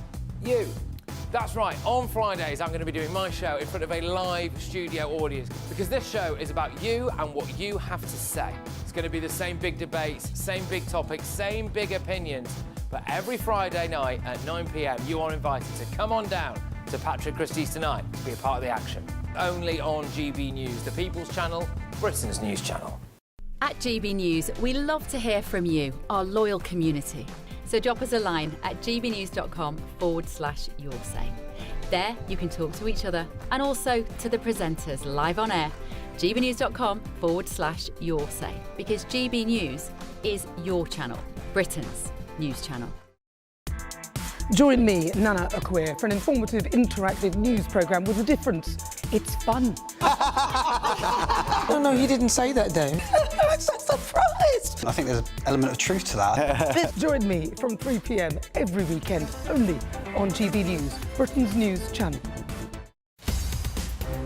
In the GB Newsroom, we bring you the news as it happens. With our team of dedicated journalists across the UK, we're ready to keep you up to date with what's happening every half an hour, every single day. Bulletins here on GB News, the People's Channel, Britain's news channel.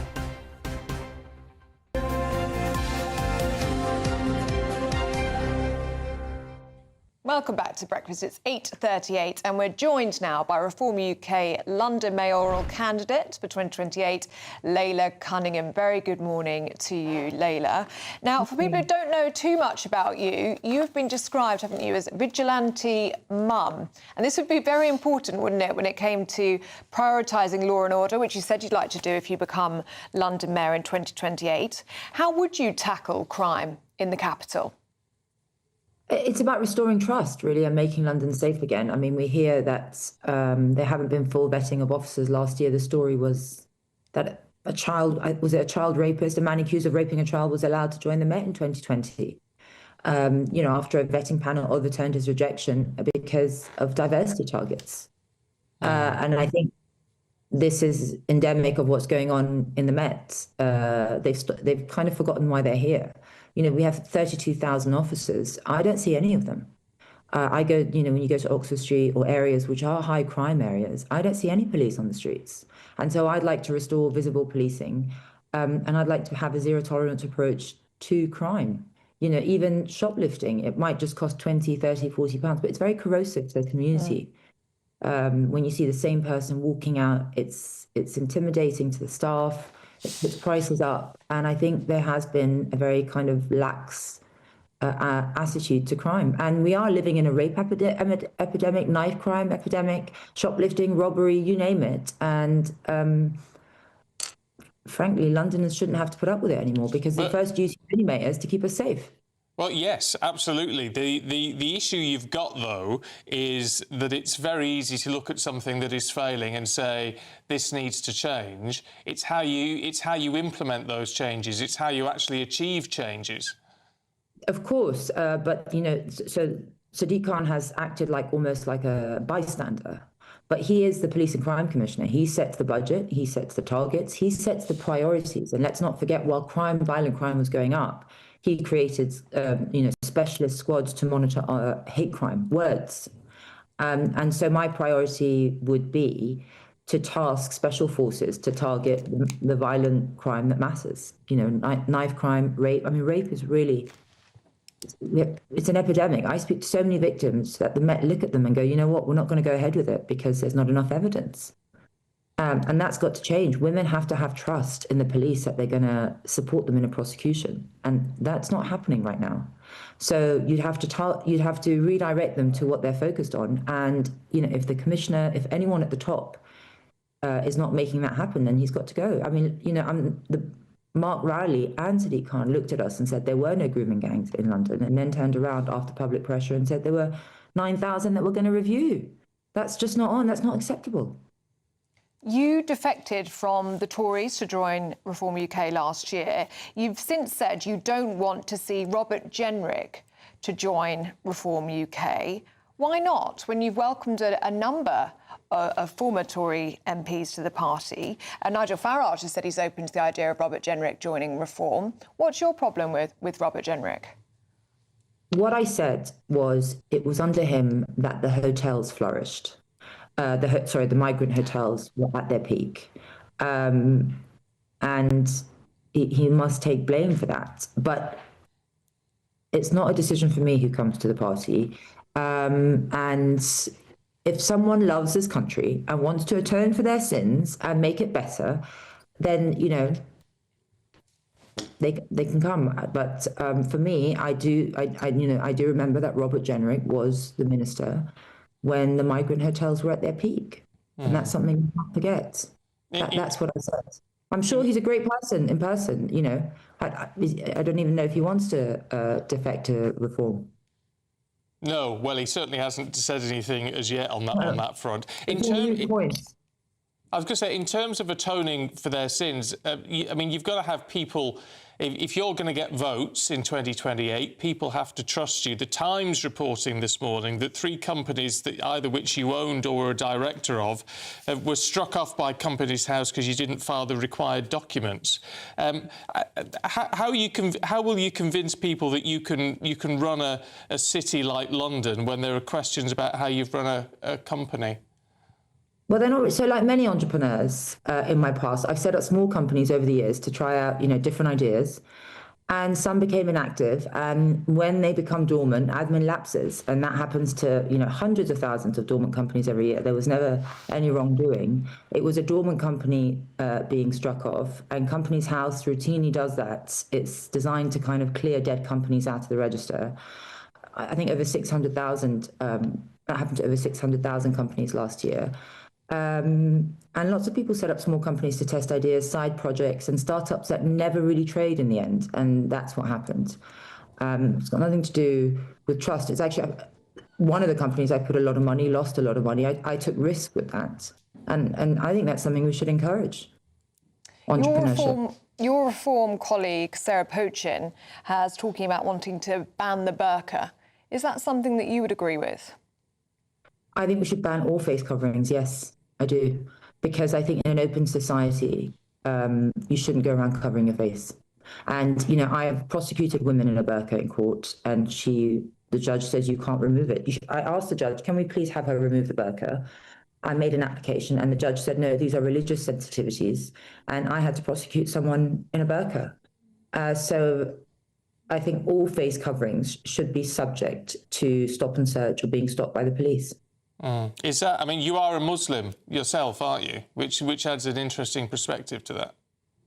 But covering your face has nothing to do with the religion. It's tradition. It comes from Wahhabism. It comes from very extreme traditions of, I would say, the religion or the region. But there's nothing in the religion that says you have to cover your face. OK, there we are, sadly out of time. Leila Cunningham, it's really good to talk to you. We'll talk again, no doubt. Thank you very much. Now, do stay with us. Still to come, is the Prime Minister embarrassed by Brexit? That's what Fraser Nelson has told GB News' Christopher Hope in Chopper's political podcast. We're going to find out more about that next. First, so, here's a European forecast. I hope we haven't forgotten anything. Travel insurance, I tick that box. Yeah, but remember what you forgot last year. All Clear Travel Insurance sponsors GB News Travel Destinations Forecast. It's not much warmer across the Mediterranean compared to the UK at the moment, thanks to a brisk wind, which is bringing plenty of showers to Greece and Croatia during Saturday. Certainly some snow over the mountains across the southeastern corner of Europe. Some snow over the mountains of Italy as well. Further north across Italy, some sunshine, largely fine conditions for Spain and Portugal. Snow over the Pyrenees and generally sunny spells in the Canaries. That'll continue into Sunday and Monday. All Clear Travel Insurance sponsors GB News Travel Destinations Forecast. Westminster, the ultimate clique. And you're fighting like rats in a sack. But here on the Camilla Tominey Show, we ask the questions the establishment media is too scared to ask. OK, let me ask you a straight question, because I know you're a straight-talking politician. Whether it's net zero, illegal immigration or law and order, nothing is off-limits. You had the power then. Yeah, as I and say, now you've lost it. That's the Camilla Tominey Show, a politics show that's fearless. But no, let me finish my question if you don't mind, because it is my show. Sundays at 9:30, only on GB News, the People's Channel, Britain's news channel. Good afternoon, Britain. Weekdays from midday. The University of Bristol has been threatened with legal action by a leading academic who led a recent government review into sex and gender data collection. Well, Professor Alice Sullivan claims her freedom of speech was restricted after a talk she gave was disrupted by a trans rights protest. Protesters actually scaled the walls of the building. We were in a first-floor lecture theatre, and they climbed the walls in order to bang on the windows and sort of howl through the windows. It felt incredibly surreal in there. It was like some kind of zombie apocalypse. What was it, Alice, that these students objected to? So you have recently led this government review, and all you've said, as far as I can see, very rightly, is that police should be recording and the NHS should be recording people's biological sex rather than their gender identity. And you have a very good reason for saying that, which is that cancer referrals have been missed and crimes have been misrecorded because of this idea of gender identity. Is that really what these students object to, or have you said anything else that they might object to? No, and it is extraordinary. I have literally argued that we should collect data on sex and we should also collect data on transgender identities as well. It's not a zero-sum game. We need accurate data on all groups in order to serve the needs and the human rights of all groups. It's all I've ever said. And I can only imagine that had these protesters actually come in and listened to my talk, they might have been surprised, because I really don't know what they thought I was saying. Obviously, from the perspective of someone outside the room banging on the window, they have no idea what I'm saying. It's absolutely extraordinary. I mean, very good. This is why people need to come in and listen. GB News, the People's Channel. At GB News, we love to hear from you, our loyal community. So drop us a line at gbnews.com/yoursay. There you can talk to each other and also to the presenters live on air. gbnews.com/yoursay, because GB News is your channel, Britain's news channel. There are two big embarrassments for Keir Starmer here. One, this shows Brexit working. Now, he doesn't want to talk about Brexit working. He wants to talk about it being a disaster to be mitigated. He wants to get closer ties with the EU. He's even talking crazily, in my view, about kind of youth mobility. In other words, introducing another aspect of free movement back into the UK. In fact, he should be working out that Brexit will be his saviour in two ways. One, it will allow him to properly and visibly control net migration. And the other big one is the AI regulation. We've now got sovereignty over this, so we can have a kind of AI business plan that Europe would not be able to match. I mean, sure, I get it that Keir Starmer isn't particularly, doesn't really like Brexit, but think of how many Labour MPs there are who are destined to lose their seats to reform right now. Yeah. If I was one of those MPs and I'd be seeing my own voters really concerned about migration, I would want to say to them, look, this Labour government has controlled net migration. It's hit net zero. It's achieved what the Tories were never able to achieve. This is a boast which seems to just stick in their craw.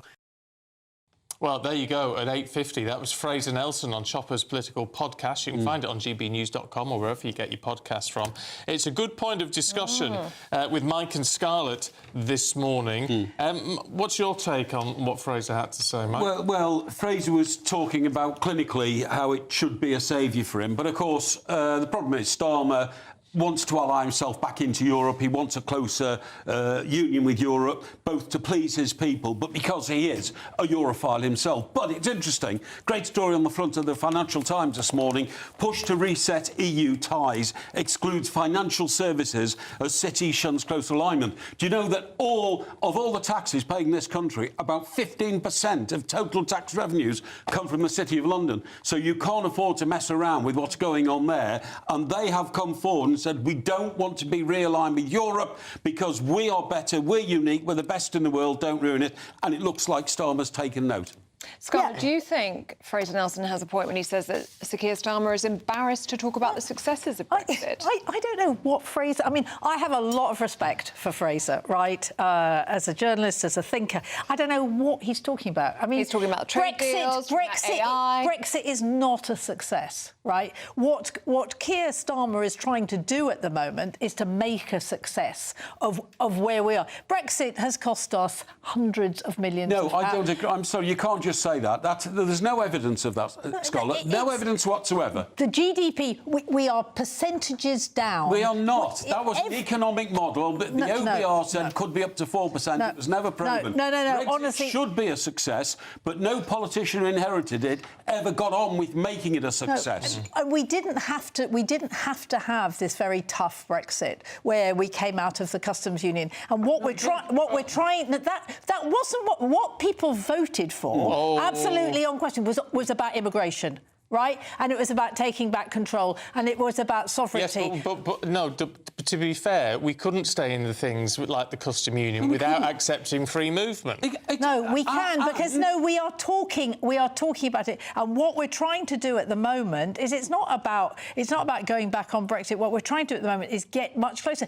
Look, of course we should be close to Europe, but we should they're the be closest close to the rest of the world, and we can't do that. If we go back now to this alignment, it means that Europe negotiates all our trade deals again. But we're not, Mike. We're not going back there. What we're trying to do. I tell you what, Keir Starmer wants to take us back in, and he's surrounded by people in Downing Street who want to go back in. We've got to be very careful. It doesn't happen. I think I know more about Downing Street than you do, and that is absolutely not true. Well, what they're trying to do is we got a terrible deal out of Brexit, right? It is interesting that we're supposed to have, all these customs posts. None of them have been used because we know how much that'll cost, right? So what we're trying to do is we're trying to get a deal with Europe where we don't have to pay lots of tariffs, right? And that is a good thing for the British people. But since Brexit, our economy has performed better than Europe's economy, only stummified now by Starmer's government coming in. But up till then, we were doing better. Why do we want to go back and join a trading bloc which includes Germany, which is in recession? We need to strike out on our own and do these deals with the Pacific Rim, with America, with India. That's the way forward in the world. That's what we're doing. But we also need to do deals with Europe. But for Fraser to talk about, what a success it was. I mean, the reason immigration's gone down is actually because what this government's doing about it. Well, I'll tell you what, Mike, Scarlett, that was worth getting up for this morning. That was very good, you two. Let's have a look at the weather.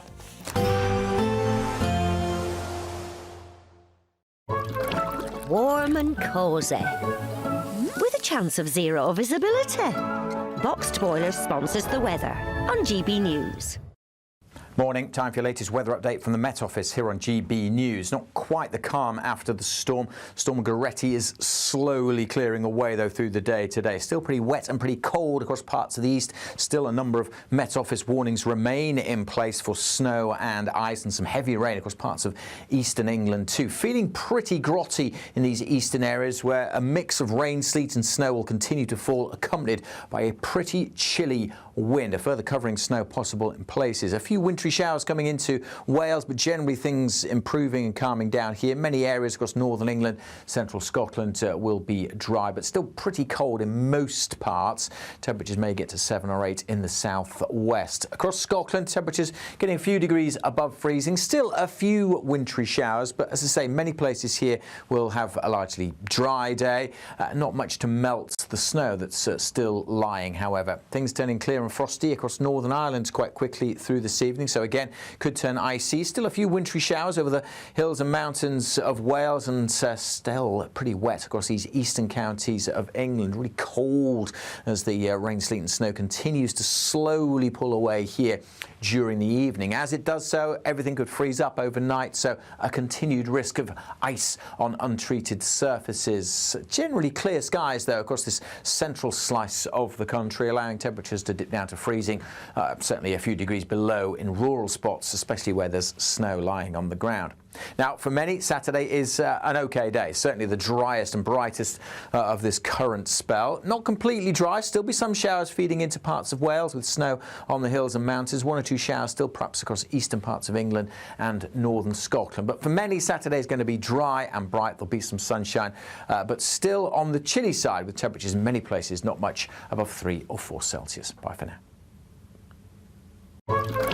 Warm and cosy, with a chance of zero visibility. Boxed Boiler sponsors the weather on GB News. thank you to our global community for watching and listening to GB News. We're not only the #1 news channel in Britain, we're chosen by you around the world. Good morning, this is the latest AI travel news from gbnews.com. On the M8, lanes are restricted eastbound between junction 28 and junction 27 after a crash. In Wales, the A483 is closed both ways from Crossgates to Newtown because of unstable trees, also affecting the A470 near Langerig. In Wakefield, Northamptonshire's M1 northbound entry slip at junction 39 is shut for road management. Around Warrington, the M62 westbound between junction 11 and junction 10 has 2 lanes closed following a collision. And on the trains, Avanti West Coast and Chiltern Railways say Storm Gerretti is impacting journeys. For more travel news, go to gbnews.com. It's a brand new year and we're giving you the chance to win our biggest cash prize to date. £85,000 in tax-free cash could be yours. And we've come to the Aurora Collection Resort here in Lapland to celebrate. An incredible £85,000 in tax-free cash could be yours. For another chance to win £85,000 cash, text cash to 63225. One entry costs £2.50 plus one standard network rate message. Or text bonus to 63225. 5 entries cost £5 plus one standard network rate message. Go to gbnews.com/win. Entries start at £2.50. Call 0903 686 3232. Calls cost £2.50 plus your network access charge. Or post your name and number to GB18 PO Box 8690 Derby DE1 9TT. UK only. Entrance must be 18 or over. Lines close at 4 p.m. on the 30th of January. Please check the closing time if listening or watching on demand. Good luck. Westminster's full of talk, but out here it's the real world. Am I allowed to talk now? No, that's it.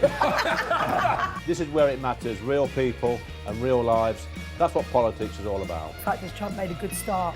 No. Straight answers, no spin, and just a couple of pints. How many fingers have I got up? About 10. So join me for Lee Anderson's Real World every Friday at 7 p.m. only on GB News. The People's Channel, Britain's news channel.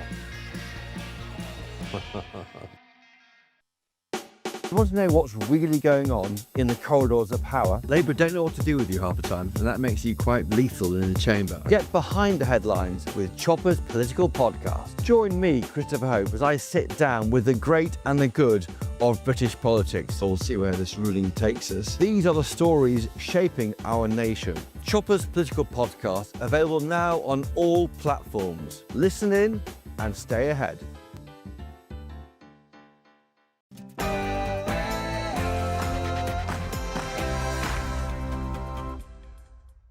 Good morning. Storm Gerretti brings snow and disruption across Britain. With weather warnings still in place, 100-mile-per-hour winds and tens of thousands of homes left without power. Well, Wales is waking up to a blanket of snow. 25 centimetres has fallen here, while across the way in the Midlands, they're warning of the worst snowfall in a decade, all of which is today causing widespread travel disruption. I'll have all the details throughout the morning. Labour's accused of U-turning again, this time over taxes for pubs, as the Chancellor, Rachel Reeves, prepares to reverse higher costs for struggling locals. The real questions this morning about Iran. Is it on the brink of change? There's a nationwide internet blackout now following widespread anti-government protests. Fantastic surprise. Yeah, I do like a root vegetable, usually on my plate, not being played by somebody. Time to head home, bring the cheer, tasty dinners when your loved ones is near. We have a very special performance for you at 9:15 this morning. We're going to be hearing from an orchestra whose only instrument is vegetables. Storm Gerretti is easing, but there are still many weather warnings in place. Snow and ice continuing to cause issues, and a strong and cold wind making it feel particularly bitter across parts of the east today. It does look a bit drier and brighter for many tomorrow. Join me later for a full forecast. It's just gone 9 o'clock. I'm Stephen Dixon. I'm Ellie Costello, and this is GB News Breakfast.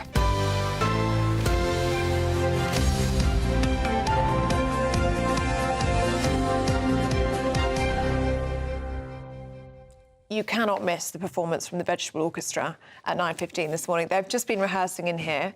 It's unlike anything you've ever heard before. It's true. It's incredible. It's true. And you'll see the variety of vegetables that they can play on. It's extraordinary and so British. So don't miss that in about 13 minutes' time, precisely. I can tell you, Olivia Utley is desperate. She's beside herself.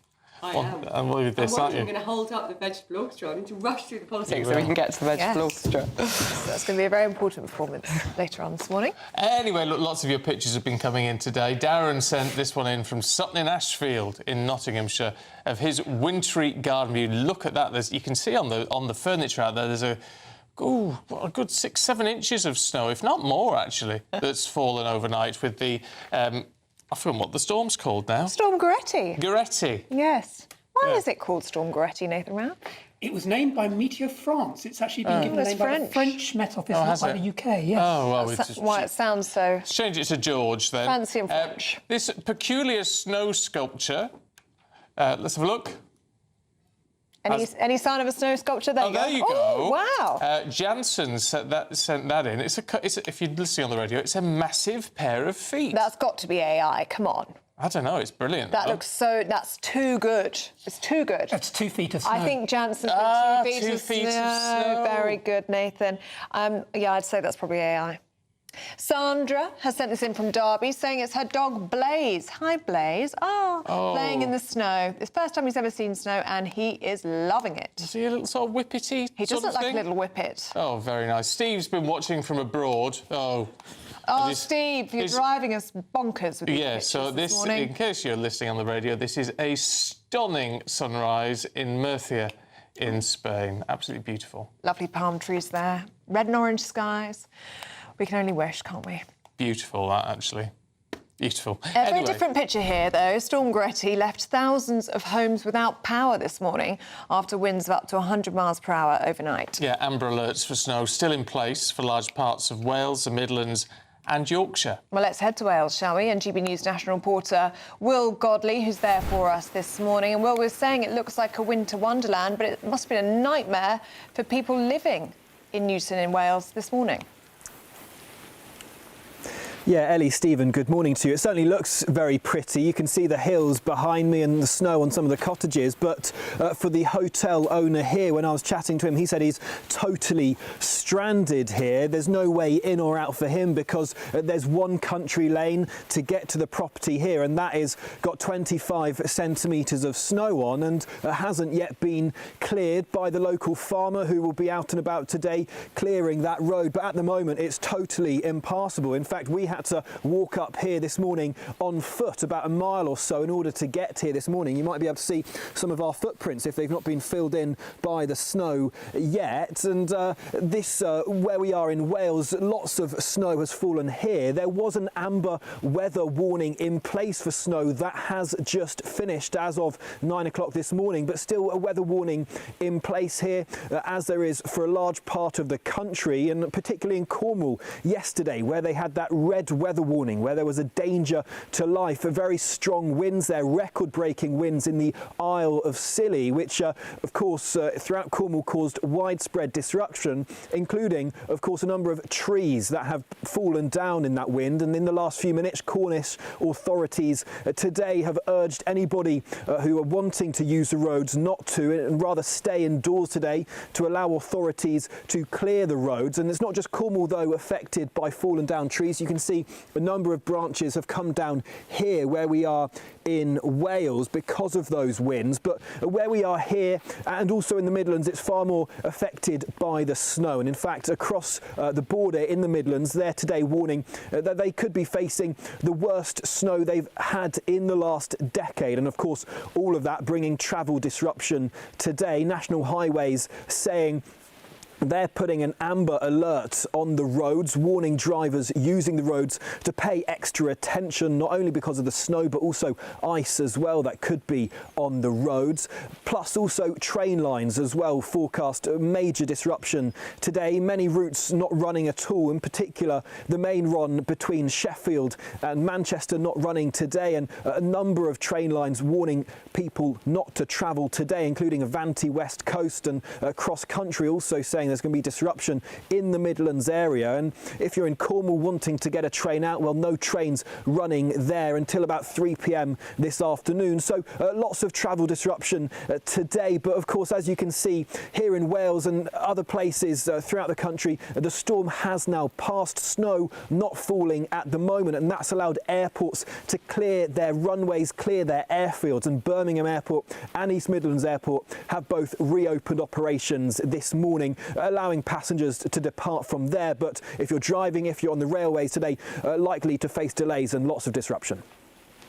All right, thank you very much indeed. Let's talk to weather journalist Nathan Rao, who's still here in the studio. It's like you've been snowed in, Nathan. I've not been snowed in. Storm Gerretti, I think, has done its worst. I think it was last night that it was the worst of Storm Gerretti was going to come through, with that red warning from the Met Office. As we go through today, there are still warnings in place, but they're going to vanish slightly as we go through the morning, as that storm moves across the south coast and vanishes out to the east. So the worst of the storm is over. There are still snow warnings out across central England, across the north and across Scotland until midday, until mid-morning and then midday. But by the end of the day, we should be clear of them all, and Storm Gerretti will have left Salome for a day of calm tomorrow, but cold. Cold? How cold? Cold. We could get down to minus figures again, freezing. We're still in the very cold Arctic air that came down over us during the last couple of weeks, and that's very stubborn to move. What this coming through from the west is going to do is try and shift it out of the way. And by Sunday, as was mentioned earlier, we have another low-pressure system coming in that's going to bring some more unsettled weather. The Met Office have in the last hour issued another weather warning for Sunday for snow, with this new low coming in. And then as we go into next week, there are signs it's going to turn milder, but we're going to get more of an Atlantic, which means milder, more unsettled, rather than that bitterly cold Arctic that we've had over the past couple of weeks. Lovely. OK, Nathan, thank you very much indeed. Now, 9:08, Labour MPs who are concerned about soaring business rates for pubs have told GB News that they are hoping that the government will announce a package for pubs within days. Well, pub bosses are warning, some at least, that they may take strike action. I mean, certainly some we've spoken to said, well, they won't be doing because they simply can't afford to. But they say rising bills and falling footfall are pushing businesses to the brink. Tory leader Kemi Badenoch accused Labour MPs of scrambling to get themselves unbarred from their locals as pressure mounts on the government to act. Well, we're joined now by GB News political correspondent Olivia Utley. Morning to you, Liv. It looks like this could be another major U-turn from the government. It does. Obviously, this is fantastic news for pub owners. The problem was that in Rachel Reeves's budget, she announced that pandemic-era relief, which has been in place since 2020, whereby pubs get a huge reduction, 76% reduction in business rates, will be phased out in April. So that would mean taxes for pubs would rise by 76%. Now, we know what the result of that would be. Even with pandemic-era tax relief in place, one pub has closed every single day since Keir Starmer took office. Part of that is the rise in national insurance on employers, making it harder to employ people at minimum wage. Part of that is, of course, the cost of living crisis. So the result would be catastrophic. Over 50% of pub owners were talking about having to close their doors over the next year. We know about the uproar. We've been talking about it on GB News for weeks. It now sounds as though Rachel Reeves is seriously considering a U-turn. Now, great news for pubs, of course. Really bad news for the Chancellor. This will be the 12th U-turn. I maybe could run through all of them, but I'm not gonna try it. 12 major U-turns since Keir Starmer took office 18 months ago. Winter fuel, national insurance rises, WASPy women. I mean, so many different U-turns. And of course, it raises a lot of questions about the Chancellor's political ingenuity. She was planning on phasing out this business rate relief in April. The local elections are in May. So what she was essentially planning on doing was hammering pubs across the whole country a month before the local elections. That was very clearly, politically, a bad idea, as Labour MPs have been telling her for weeks. She's now going to revert on it, but the question is, why didn't she see that coming? Yes, but as you said in that answer, Olivia, you said if you increase pub taxes on pubs, the business rates on pubs by 76%, or back up by getting rid of the 76% relief, obviously that's going to cause more pubs to go out of business. Well, obviously. But why did they not think of that? I think there's going to be a lot of questions to that effect over the next few weeks, and I think the timing of it is particularly absurd. Phasing it out in April, presumably to tie in with the end of the financial year, perhaps it looks sensible on a spreadsheet, but in reality, 1 month before the local elections, the very last thing you want to do is hammer pubs. We know that that is really, really unpopular with the electorate. Rachel Reeves was obviously trying to find some money to save in the budget. I guess you can understand a bit of the logic of, well, that pandemic-era relief can't be sustainable long-term. But obviously what she should have thought was, OK, well, if we're going to end that cut to business aids, and remember, that's now been in place for so long, it has become, you know, the new normal. Pubs are used to operating with very low business rates. If she was going to take that away, she needed to give them something at the same time. And it sounds now as though that is something that she is going to do. The type of package that she's looking at to help pubs is about £300 million package. That will make a big difference, but what will it do to Labour's chances at the local elections? Where's the money coming from? Just before we let you go, Robert Jenrick, all the stuff in the papers, Leila Cunningham, the Reform candidate for London Mayor, in the papers saying, I wouldn't want Jenrick in Reform. We know Nigel Farage sort of quite would. Spoken to her this morning, and she's sort of rode back on that a little bit, sort of thing. All before, there's been no indication of Robert Jenrick moving as yet, and yet that's what's in the air. That would be a disaster for the Conservatives, wouldn't it? Well, Reform insiders, who I've been speaking to, are very, very keen to put it on the record that Robert Jenrick is in conversation with them. Whether or not that's true, of course, that is what they would want us to believe, that Robert Jenrick is in conversation with Reform.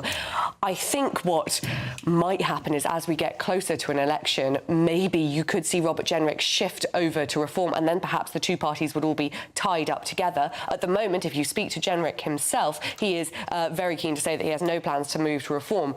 But he is careful. He doesn't criticise Nigel Farage in quite the same way as all of the other opposition leaders and, of course, Keir Starmer himself do. So perhaps somewhere on the horizon. If it were to be just Robert Jenrick moving over to Reform, that would, of course, be a disaster for the Conservatives. But maybe as the Conservatives start to rise a little bit in the polls, which we have begun to see in recent weeks, and perhaps if Reform begin to lose that unbelievable momentum that peaks, I would say, in the summer, then perhaps you could have some wrapping up of the two parties as we head close to an election. At the moment, though, everyone is very keen to say that that is not on the cards. OK, Olivia, thanks very much indeed. Right, at 9:14, time for the Great British Giveaway now. Only a few weeks left, actually, for the chance to become our biggest cash prize winner. £85,000 in tax-free cash could be yours. Here's how you enter.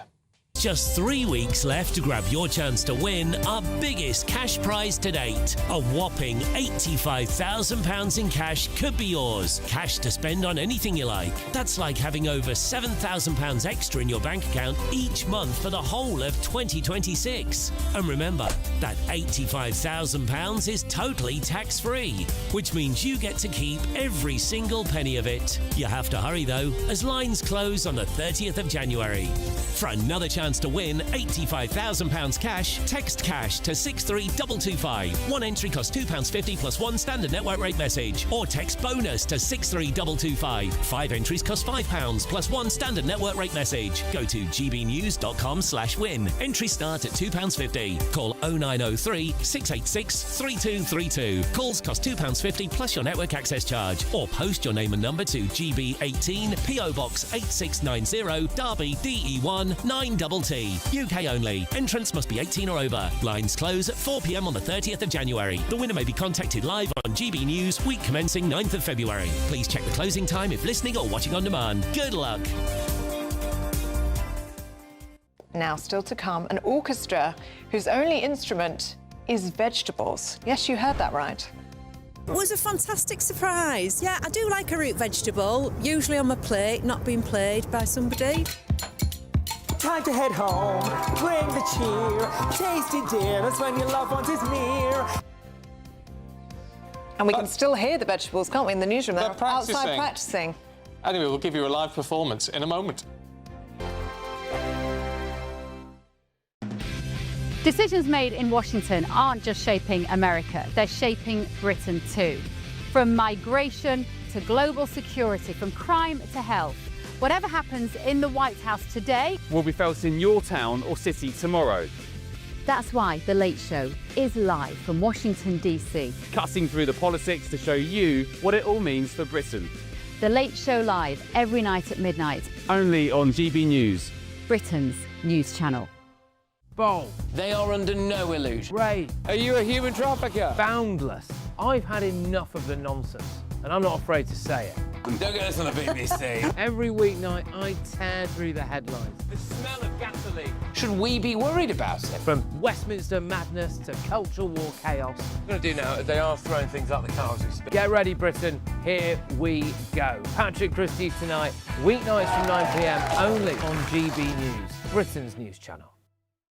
Hi, I'm Michelle Dewberry, and my show is your opportunity to cut through all the noise and dive in headfirst to some robust debates. Ideas clash. Situation, No, Because the failure is... You're deliberately avoiding my point. Nothing's held back, And if you think this is the end of it, wait for more. and we do not shy away from the difficult stuff. Sometimes I want to shake people and say, if only you understood. So join me on Jubes & Co. weeknights at 6 p.m, only on GB News, Britain's news channel. From the school run to the home run, watch a new show for all of Britain. He can say whatever he wants. A straight-talking show where all voices are heard. And, you know, when are we going to stop talking about smashing the gangs and actually do it? With the stories that matter from every part of our country. There's a bit of a crash landing there for your Chancellor. Bold, fearless and standing up for you. That's me, Martin Daubney, 3 p.m. till 6 p.m, weekdays, here only on GB News. The People's Channel, Britain's news channel. Britain was once the envy of the world. But look around. A nation that no longer knows what it is or where it's going. A country that's broken. How do we fix Britain? How do we bring it back? Friday night with Matt Goodwin at 8 p.m, only on GB News. No matter the state it's in, this is our nation. Join me, Jacob Rees-Mogg, for a genuine, honest discussion on where we have been, where we are going, and where we are with the people who set the direction.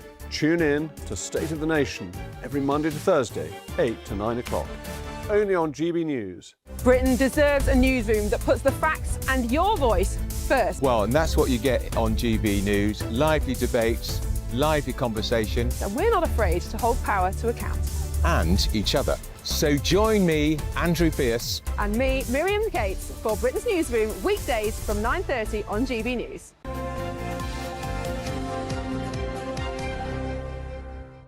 Welcome back. Yes. We've got a treat for you. We have got a treat for you. What is it, Ellie?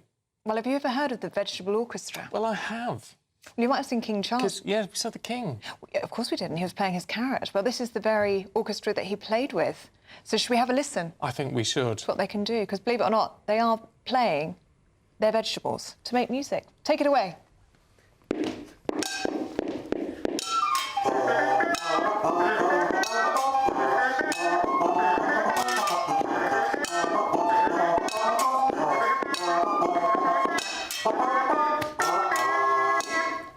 Well, that's a treat.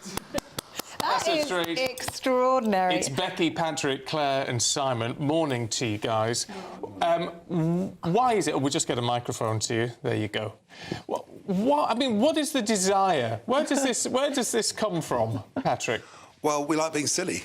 And we like making music, and we all like vegetables, so we put the three together, basically.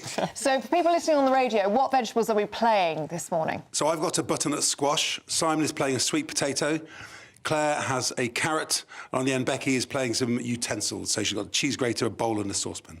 Very good. And how do you get the sound out of the vegetable? Are they hollowed through? Yeah, so these two instruments here on the end are like brass instruments. So we've got mouthpieces made of carrot, which we just buzz against using our lips. And then we've got a carrot recorder, which is made completely like a proper recorder would be made. And just it out of sounds carrot. like a recorder. It is just a recorder. Yes, we could hear it from in here. It's in the newsroom. See, what I'm intrigued by is, were you up this morning making your instruments? How fresh are they? Well, I was making it in the kitchen, just Here? out there, yeah. So you got a bit of a mess to clean up. Oh, that's sorry. fine. That's fine. I'm quite good at cleaning up. The recorder, I'm intrigued by the recorder because it's the one, if you like, that sounds most like an actual instrument. Yeah. So another member of our orchestra, Tim Cramore, he is a recorder maker by profession and by trade, and he makes these, and they are, like Simon said, made in exactly the same way that you would make a recorder from wood, but we just use carrots instead. It makes the a great sound. is very similar. In fact, sometimes a little bit nicer, I think. Yes. Sweeter. Patrick, want to talk to you because when King Charles played with the Vegetable Orchestra, you were there, weren't you? What was that moment like for you? I was. It was an extraordinary moment. So he'd invited us to play at Windsor Castle. And we were told, basically, don't give him a carrot, don't encourage him to play, don't do anything like that. And we found ourselves, by coincidence, at the end of the line where he goes along shaking everyone's hand. And he came up to us and was saying, oh, you know, so what... very interesting, playing carrots and so on. And then we said, would you like a carrot? You pushed your luck. Yeah, basically, but it worked. And he took it and played a few notes, and we just sort of circled him and played Twinkle, Twinkle, Little Star. And he played the whole thing with us. Not every single note, but he gave it a good go. So it was quite a special moment. Love it. I want to know from all of you, do you like eating your vegetables as much as you like playing them?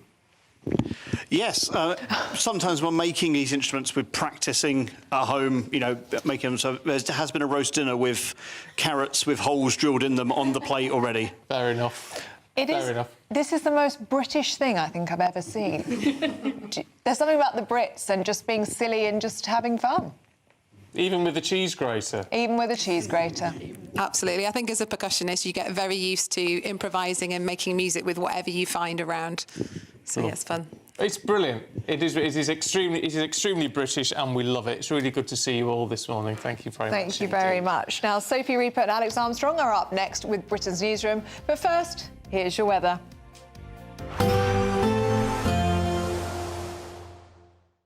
Expect warm spells with the odd rude interruption. Box Boilers sponsors the weather on GB News.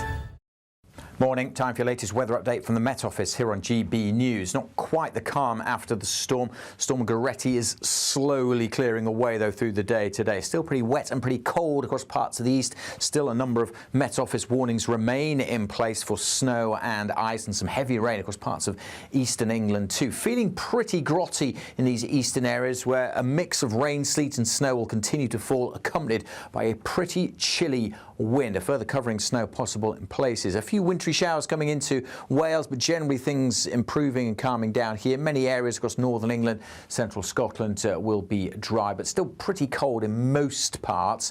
Temperatures may get to 7 or 8 in the southwest. Across Scotland, temperatures getting a few degrees above freezing. Still a few wintry showers, but as I say, many places here will have a largely dry day. Not much to melt the snow that's still lying, however. Things turning clear and frosty across Northern Ireland quite quickly through this evening, so again could turn icy. Still a few wintry showers over the hills and mountains of Wales, and still pretty wet across these eastern counties of England. Really cold as the rain, sleet and snow continues to slowly pull away here during the evening. As it does so, everything could freeze up overnight, so a continued risk of ice on untreated surfaces. Generally clear skies, though, across this central slice of the country, allowing temperatures to dip down to freezing, certainly a few degrees below in rural spots, especially where there's snow lying on the ground. Now, for many, Saturday is an OK day, certainly the driest and brightest of this current spell. Not completely dry, still be some showers feeding into parts of Wales with snow on the hills and mountains. 1 or 2 showers still perhaps across eastern parts of England and northern Scotland. But for many, Saturday is going to be dry and bright. There'll be some sunshine, but still on the chilly side with temperatures in many places not much above 3 or 4 Celsius. Bye for now. Expect warm spells with the odd rude interruption. Box Boilers sponsors the weather on GB News.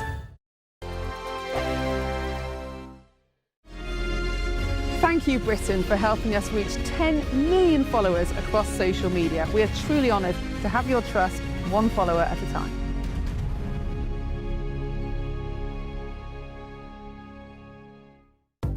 Good morning. This is the latest AI travel news from gbnews.com.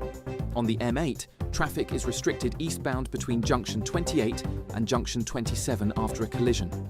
In Newcastle, the A1 northbound entry slip from the A69 has a broken down vehicle with one lane closed. In Hertfordshire, the M1 southbound at junction 8 is down to 3 lanes following a crash. In Wales, the A483 is closed both ways from Crossgates to Newtown due to unstable trees, also affecting the A470 near Langerig. And on the trains, Avanti West Coast and Chiltern Railways say Storm Gerretti is impacting journeys. For more travel news, go to gbnews.com. Martin Daubney, weekdays from 3 p.m. Well, you're absolutely right. Spot on. I couldn't help feeling that perhaps it was actually just a joke, and they were going to come back in 2 years' time and say, we took you all in. It was, in fact, a joke. Now we're going to produce something more serious, because it's absolutely hilarious and ridiculous. Commercial suicide, I described it as. Well, the individual behind it is no more. What would you like to see from the brand? Presumably not people with asymmetric haircuts in pink dresses with sledgehammers doing precisely zero to do with cars. Well, again, absolutely, you're spot on. I mean, it's just totally unrelated to cars at all. There wasn't even a car in the advert. Jaguar was built on style, and that brought passion for cars. That's what made them different. I remember many years ago, a Jaguar executive in the States saying to me, people say, I like my Mercedes, but I love my Jaguar. It's all about passion. Style engendered that. That's what we've got to have. We need to see a proper, more traditional, stylish, real Jaguar that can build on the brand and heritage of the past. OK, Philip Paulson, I'm going to put you on the spot now. If you're in charge of the next Jaguar advert, what would it look like? As diametrically opposite and different as it possibly could be from what they produced. I suppose, I mean, I live a little in the past, I admit, although I also think I'm hopefully realistic about the current situation and everything, the present. But I'd like to see the heritage shown.